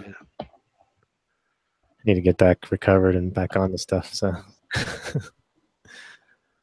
Because I was watching your video and you look like you're having a good ride, and then also, I mean, what caused you to lose control? It was actually foolish. I was going into like a berm and a turn, and I was going too fast. I was like having too much fun, and after the turn, I swayed too much to the left, and I didn't have time to get back, in line. And the tree was right there, and just nailed me. You made the extra pass. Yeah, I went over. I was because the tree wasn't even like there was enough space to go through it, but I was just too off balance to the left and too close to that tree, and I was going so fast that I didn't have time to stop. So I just nailed that tree with my left pedal, and then took a dive over, landed on my right shoulder. Ouch. And did you know immediately what happened? Yeah, I immediately heard the crack, and I was like, no, please no. And I started moving my arm like up and down. Right. You can see the video, and then I can hear some weirdness. I felt some weirdness, and I was like, oh, it's done. And so I just we had to walk out of there, so I did have to hike a little bit. Oh, I had some pushing your bike, right? Yeah. Damn, dude. How long was the hike?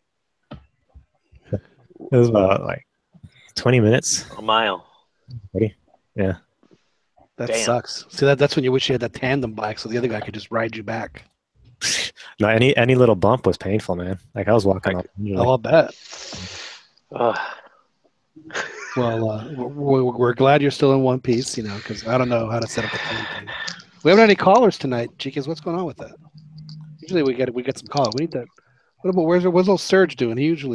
Serge is on the chat. He's just barely started drinking though, so I guess he's not coming. He's not calling in.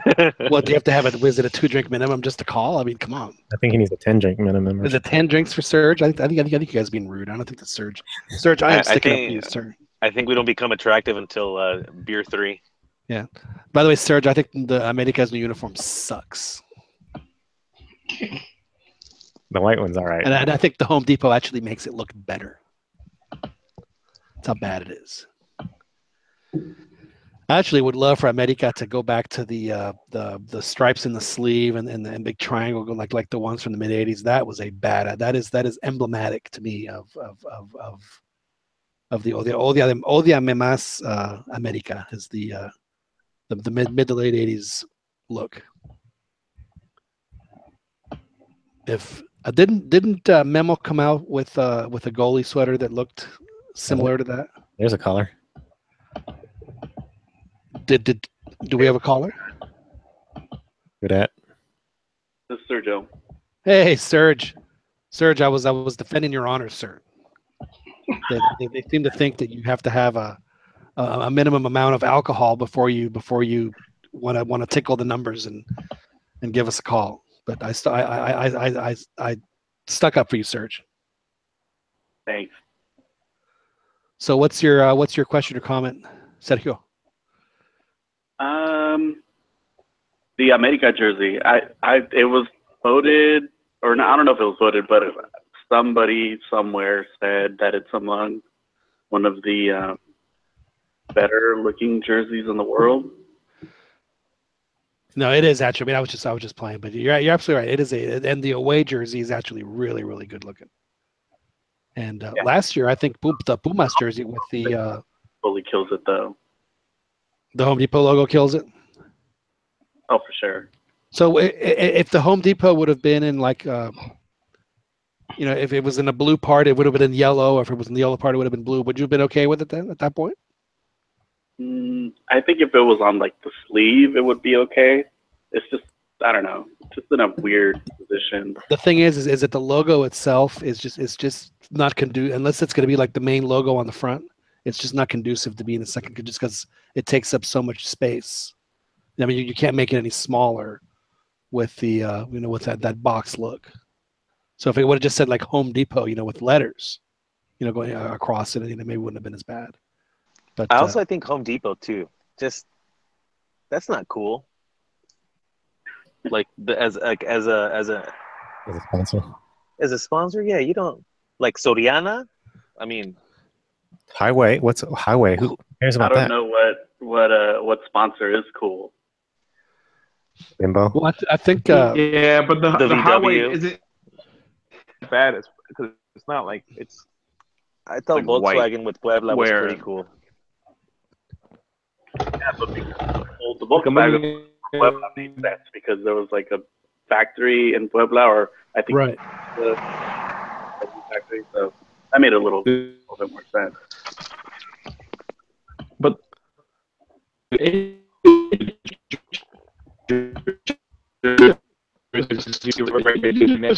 now, and it just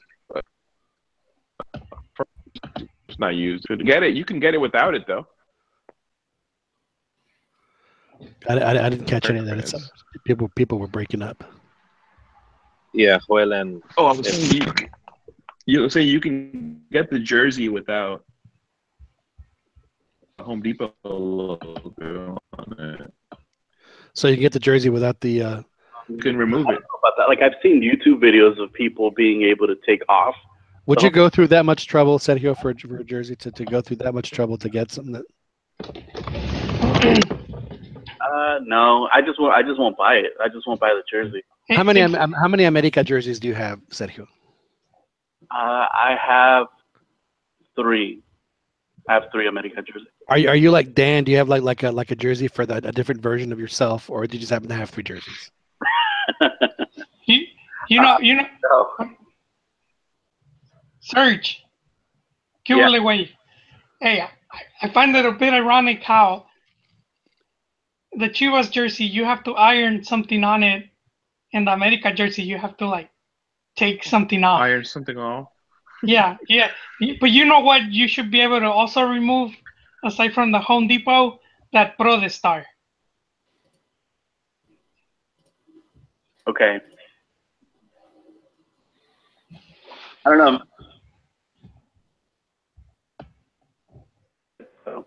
Crickets. I don't know. Why would you want to remove the Protestar? Go ahead. It is not a real campeonato, man. That's like they played like 5 games.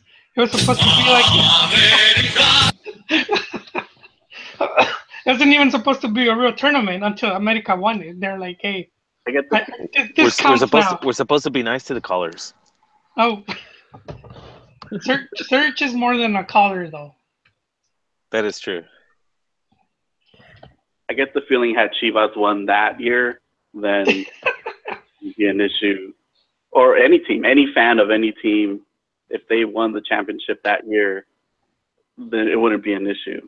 Well, they did. It's an issue. No, they all did it. Tigres and Cruz Azul also have their mini tourney stars right up there. Fine. I don't have an issue with it. Didn't Ron have some argument about Chivas, though? Having an asterisk? Ron never came back. No, like in a previous episode, I think he said something about an asterisk star for Chivas. I might be wrong. I do have a question for Dan, though. Go ahead. Yeah. Danny, have you been drinking today? I have. Okay. You guys drink porter, right? Both of you guys. I drink anything as if it's good. You drink Red's Apple Ale? I haven't had that. I mostly try to buy local. Support the local breweries. So it's mostly Ballast Point, Stone. Today I bought a 20-pack of Modern Times, a variety pack. So it's got a stout, IPA. I don't know how to pronounce it. It's Saison, Saison. I don't know how to pronounce it. Saison. Saison, yeah. Thank you. Yeah, it's good stuff. And I like the way they have the wordplay with some of the beers here in San Diego. They incorporate a lot of words like dank. Dank. Words like that into it. So I kind of find it amusing. On fleek. So, but yeah, no, it's good stuff. Why the question, Serge? I could just hear it in your voice. He's really? He's slurring his speech. Is he analyzing you, Dan?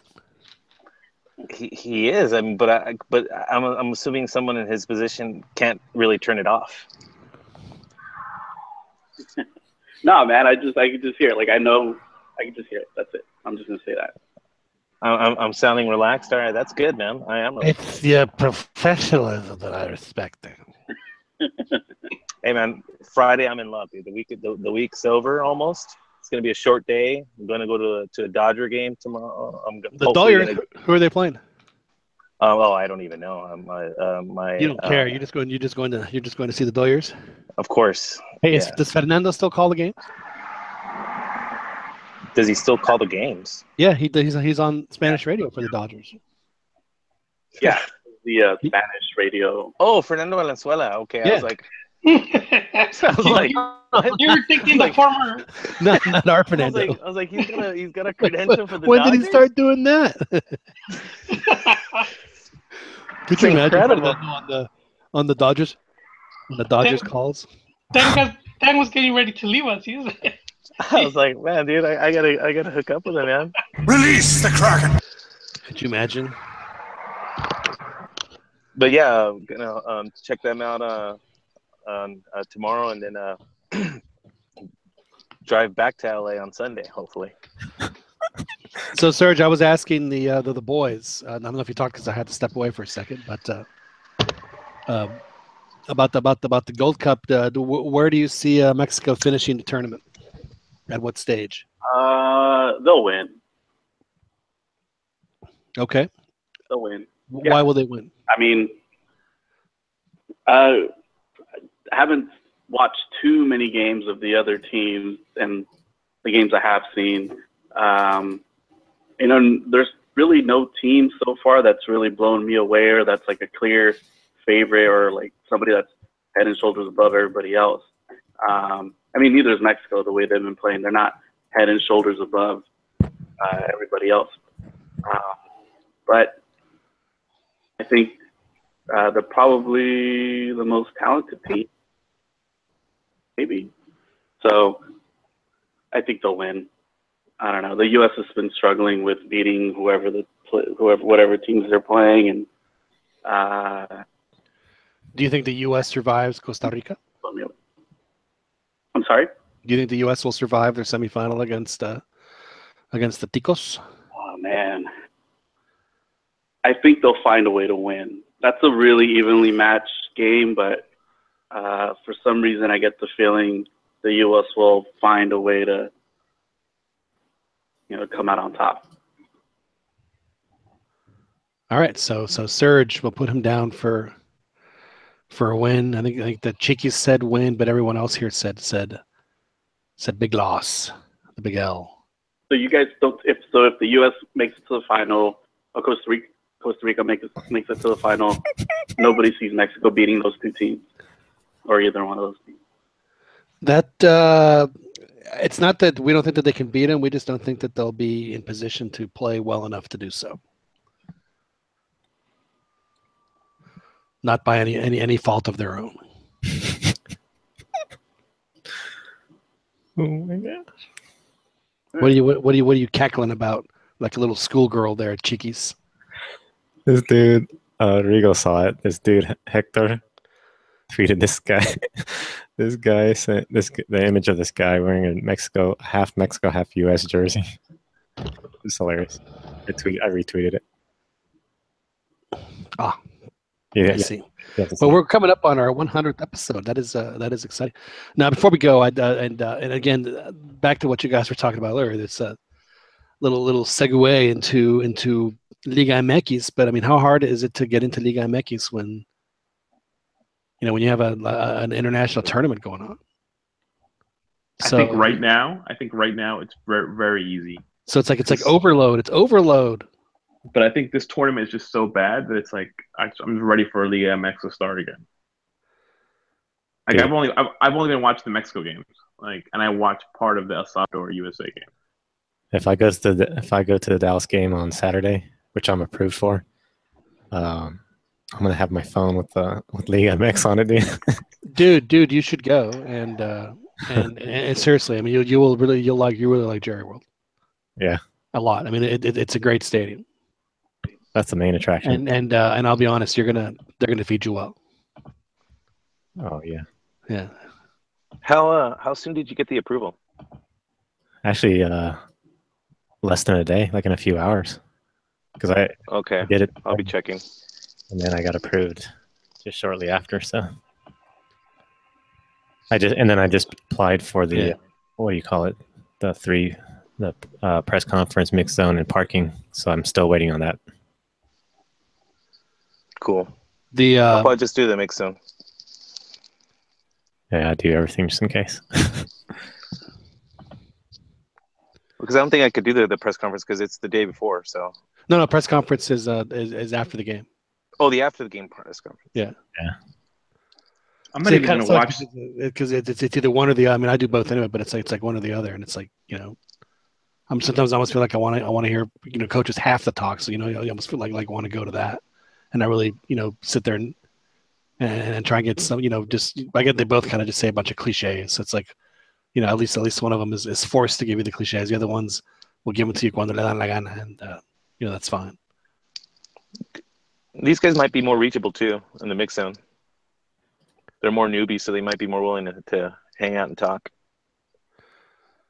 Yeah, but that is true. But there's like 1,000 guys down there, so it's like you have to like jockey for position, and if you don't get there, it's you know, it's complicated. You know, and guys like Wiesel do a real good job, and he always gets a couple of good sound bites. I'm sure he's going to get some tonight over in Phoenix, where Mexico beat Honduras 1-0 to advance to the semifinals of the 2015 Gold Cup. One thing he said, we saw tweeted, was that there's not going to be any rotations in the next few games. Oh, did the coach say that in the press conference? Baez said that apparently. Well, yeah. I mean, this is, you know, the real deal. Yeah. You know, and the reality is that you know, I know that they had them in you know, like the big New Zealand game, but I mean, from the Russia game to the never mind. I just asked her my own question. I'll just stop right there. I'll stop right there. Anyway, so CantinaMX starts this week, and I guess we just we'll have to ask. I mean, who's it's so hard to pick a winner because it's not that hard. Not that hard. Oh, you don't know how the team. You have no idea how the team's going to play. I remember for years when I used to write the column Big Soccer, I think I picked Morelia every time because it's like my thing was, you know, I might as well pick somebody. So maybe I'll get it right, you know, once or twice. I picked Morelia every time. You know, also you know, Secret didn't want to get the, you know, the Chivas America comments either, or the, you know, if you pick one or the other. Which is, I guess, why. So I guess somebody was explaining to us why there's so much hate toward both Ochoa and Chicharito for making their moves in Europe. I mean, my goodness. You know, the West Ham fans were elated. They thought it was like fantastic. And if you read in Mexico, you thought that he'd like, you know, kill somebody's really puppy. Yeah, but I think the move for Ochoa is a little more disappointing.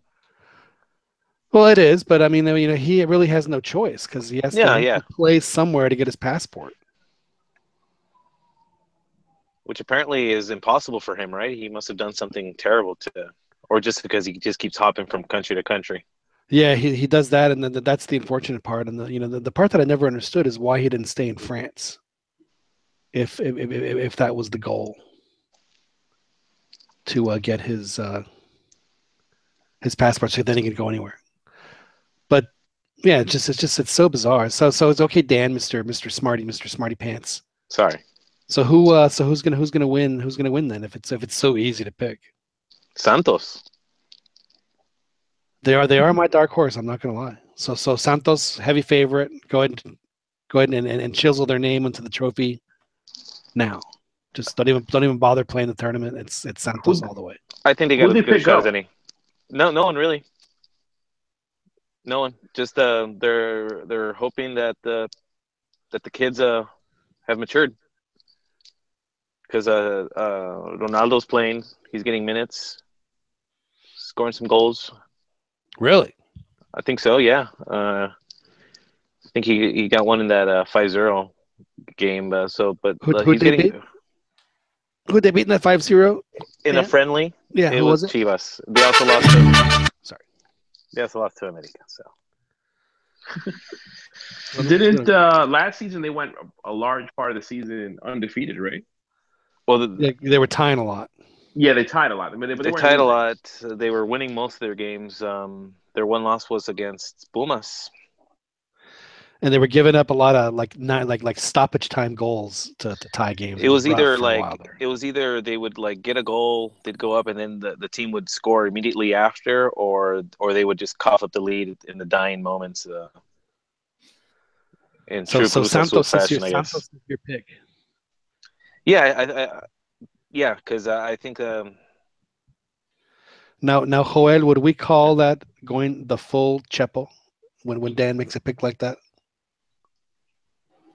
Wait, the full Chepo? Yeah, the full Chepo picking Santos to win. Oh, wait. Is he a full believer? He's become a Chepo believer? Yeah. I think he's drinking. Yeah, I think he's drinking the Chepo Kool-Aid, man.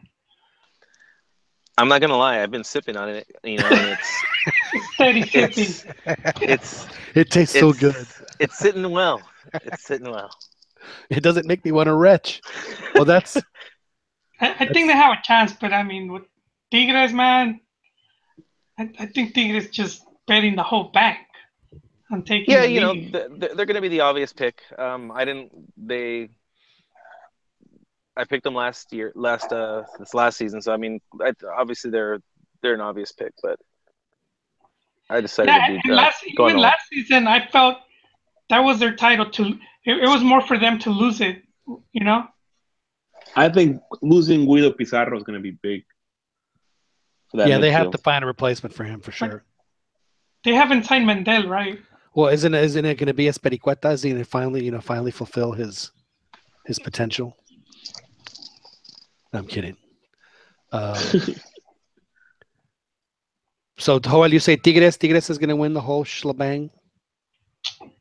Yeah, they're my favorites. I mean, same coach for a long time, same group. You know, they brought in that Chileno striker. I keep forgetting his name. He's really good. No, they brought in the. They bring another striker, not Ener Valencia, somebody else. I know, but they already had him from last season. Oh, Vargas. He's a good player. I mean, sometimes you just need. It takes a while. You know, he hasn't been. If I'm not mistaken, he did score the lone goal against Chivas in the. Yeah, no need to remind us of that there, John. Yeah, it was a golazo. And they just got a Colombiano, Mateos or something. So they're loading up. They're loading up, and I know you said they're getting ready for an eventual departure of Gignac, but I haven't heard any noise. Well, he himself started following a bunch of guys on Beşiktaş over in Turkey. Oh well. So that's what started the. But he could have. Knowing him, he probably did it on purpose. Yeah, they're taking their sweet time. Yeah, because he was being linked to the Galaxy before that. Right. And, he had been here in LA. So nah, man, if they keep that team, there's no reason they shouldn't. Unless they self-destruct again. So Joel says. Got a reason. So it's their coach. I got a reason. Pachuca and Honda. Houston, they were calling him y ya sé qué onda. With the Honda. That guy was just brought in for commercial reasons. He's like people see the AC Milan crest and they think that he was like really good, but he came on a free transfer. That means there was no clubs willing to take him. In Europe, he's a European cartucho quemado, but they brought him over because Pachuca's playing Clubs World Cup and it's in Japan. That's part of the draw, and they've been. I think they're trying to sell TV rights for their games. Didn't Monterrey bring a player in from Italy? They had Gargano, who was in Napoli. Yeah, but Pachuca brought Edson Pool. What was the name of the Japanese player who came in? ¿Y ese qué onda? Honda. Honda CRV. Something Honda. Suzuki. Keisuke. Now he played for was it AC Milan that he played for years? I just know he came from AC Milan. I don't know how long he was there, but I mean, if you leave on a free transfer from a big club like that, pretty Did much. Gignac leave on a free transfer? I don't remember. Yeah, Gignac was different though. he had a lot of offers from top clubs. I mean, he could have stayed if he wanted to. But Pachuca also has Puch, Sagal from Chile, and a couple of other. Which was a good capture. A couple of other. So you're going. Well, they had to do it because they want to have a good Mundial de Clubes. Yeah. So they wanted to load up for that. They don't want to go out there and get embarrassed. Lose in the first round. I still say that tournament needs to be played in Mexico. In Monterrey, particularly, until they build my stadium in Cancun. All right. So Joel says the Tigres. We have a Dan Saint Santos. Chiqui says Pachuca. Rigo, who do you say? I'm gonna say back-to-back champions. Yes.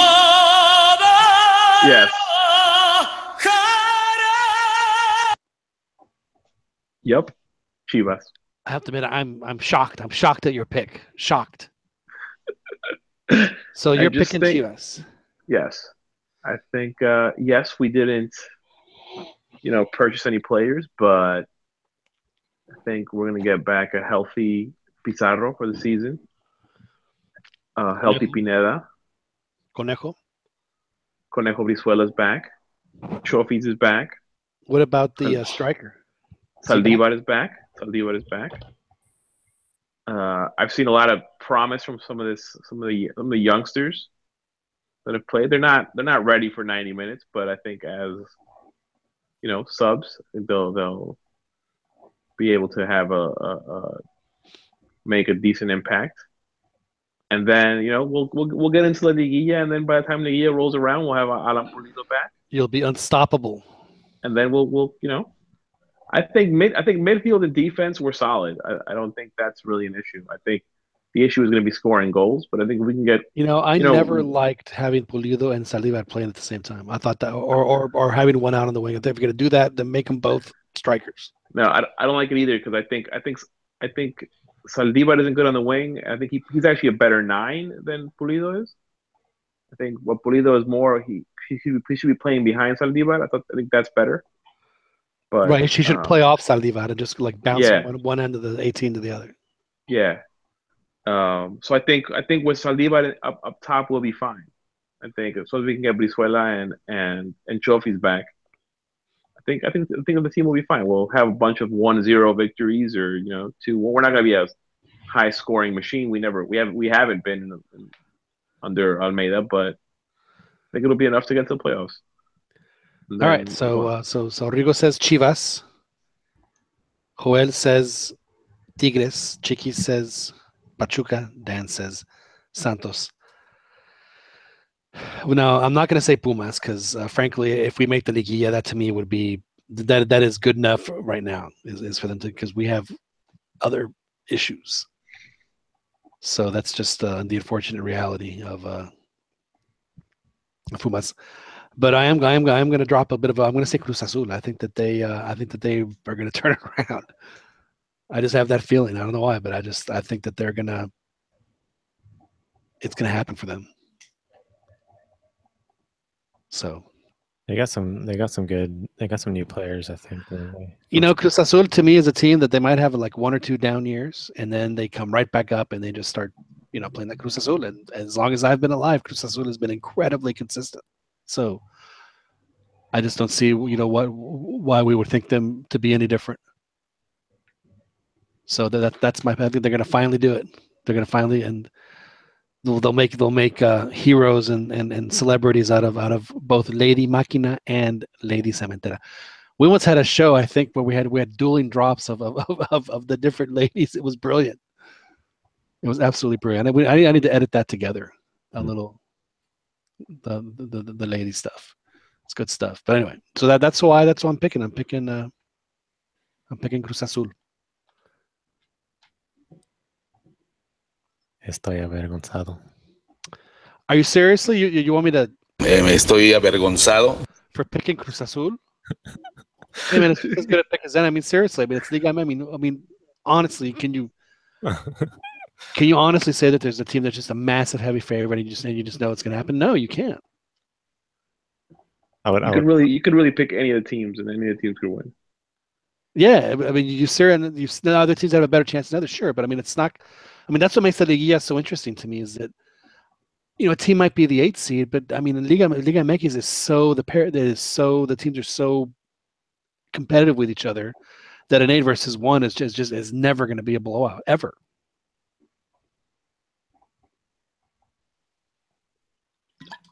So to me, that's why the Liguilla system. I wish it was like for a whole season. I think it's kind of fun. So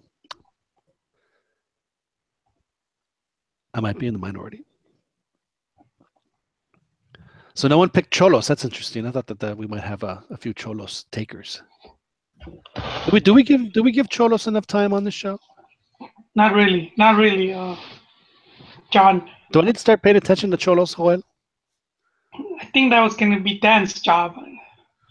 And Cambia Rayas, he just got denied access to the Cholo season. Well, that is unfortunate. Now, I mean, is that? I mean, they certainly have the players and the talent that they can make. Well, it remains to be seen how well the new coach does. Just Chacho Caudet, another RG coming into the league. His name is Chacho? Well, that's his nickname, Caudet, and I'm pretty sure he was from River Plate as well. The name sounds familiar, to be honest with you. But for a lot of years. I mean, Argentine coaches are like Argentine players. I mean, they just export coaches. They're in every league. It's amazing how many coaches are Argentine, all over the world in every league. It's something we talked about, John. And I think Mexico could do the same, at least in this region. But we don't give our coaches playing time. I mean, not playing time. We rarely give them a good chance. So it'll be good keeping an eye out on Rafa Puente Jr. just for that. Not just Rafa Puente. I mean, we have Palencia. Chiquis Garcia. Is he at Puebla? Yes. Well, that is there's a stepping stone job if there ever was one. La Volpismo lives on. La Volpismo. And then of course we have Palencia over in UNAM. So there actually are, for the first time in quite a while, so a bunch of relatively experienced coaches, Mexican coaches in the league. I think Chiquis is actually going to be a fine coach. He was a good player, and he's sat next to a coach for would he be the Jared Kushner of La Volpismo? I was going to say only if La Volpe hired him. Well, he hired him over at America. No, I think he's a Kyle Shanahan of. Was he Kyle Shanahan? Yeah. Well, hopefully it'll go well for him. Hopefully it'll go well for all those guys. At least let them see a season out. I mean, don't fire them after they have a 3-game losing streak, because they're going to have a 3-game losing streak at some point. So hopefully they'll get to see the season out and then see how they end up doing. Now, who? But before we go, just one last thing: who drops? Because well, there's not this season. It'll be next. No one's dropping. No, not this season. No, it's next season. Well, okay, fine. I mean, I look at it as the whole thing. So who drops? Y'all can still make a pick. How's this new team that's coming up? Because they're the obvious pick. I think they're going to have it rough. I believe we opened the season against them. Let me put it this way: Massa is one of their defenders. They their goal scorer though had like 49 goals in 3 years or something. Something ridiculous. Again, I think they're going to have it rough. I just don't think they have the money to spend to compete. And their coach is who's their coach? Rafa Puente. That's right. Jr. That's right. The Niño Popis of Liga MX.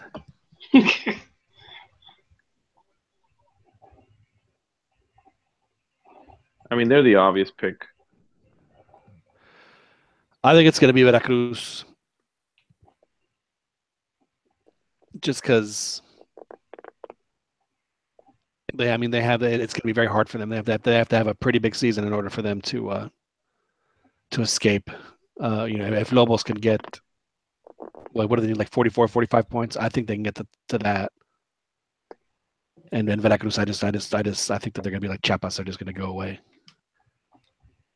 And it wouldn't surprise me if we saw like an Atlante or one of the more historic teams make it back up into Liga MX, and then they go, you know what? Let's not have promotion relegation anymore because we have our owners, and they don't want to go through that anymore. So let's just leave it at that.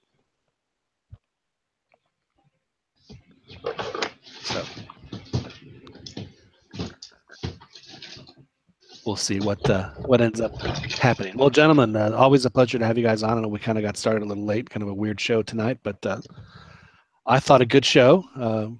Talked an interesting show. I don't know how did y'all could you all maintain attention for both things, or were you guys just too caught up in one or the other? I thought the game didn't really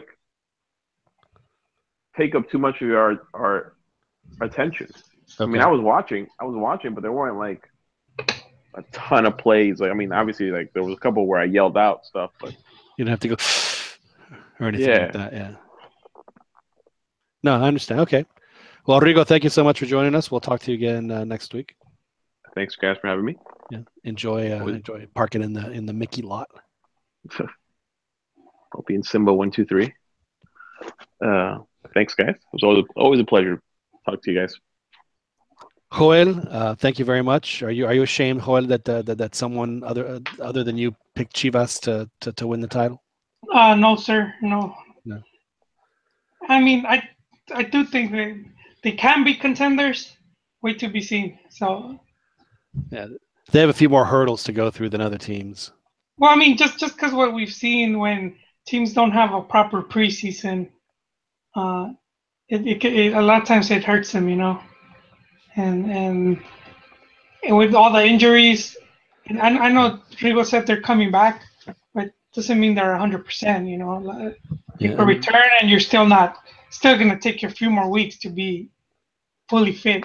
The way Chivas makes the Liguilla is by squeaking in at the very end, and the only way they can do that is by going on like a 3 or 4 game winning streak.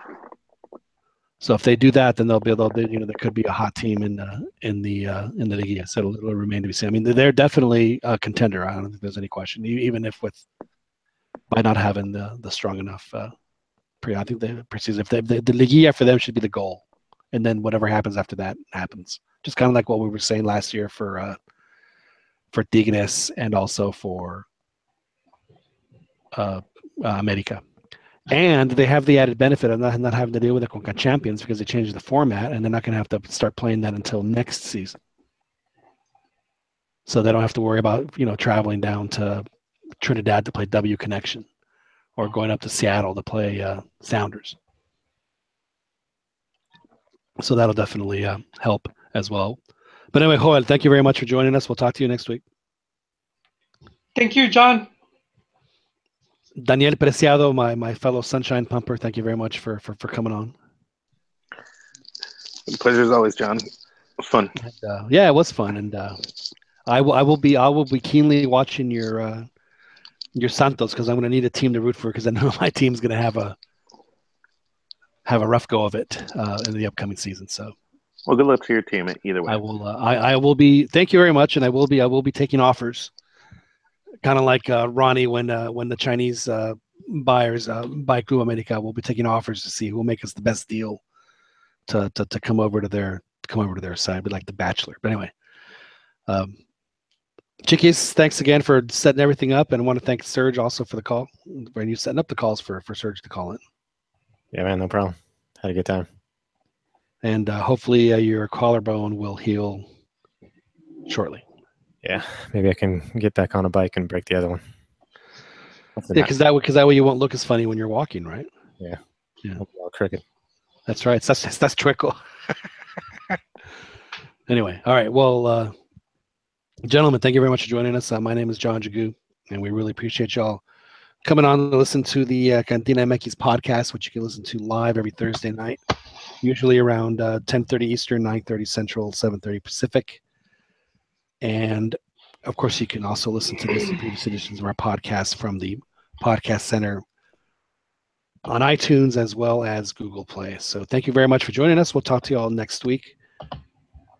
Next week, we'll have a post-Gold Cup and also Liga MX edition of the CantinaMX podcast. So thanks very much for joining us. We'll talk to you guys again real soon.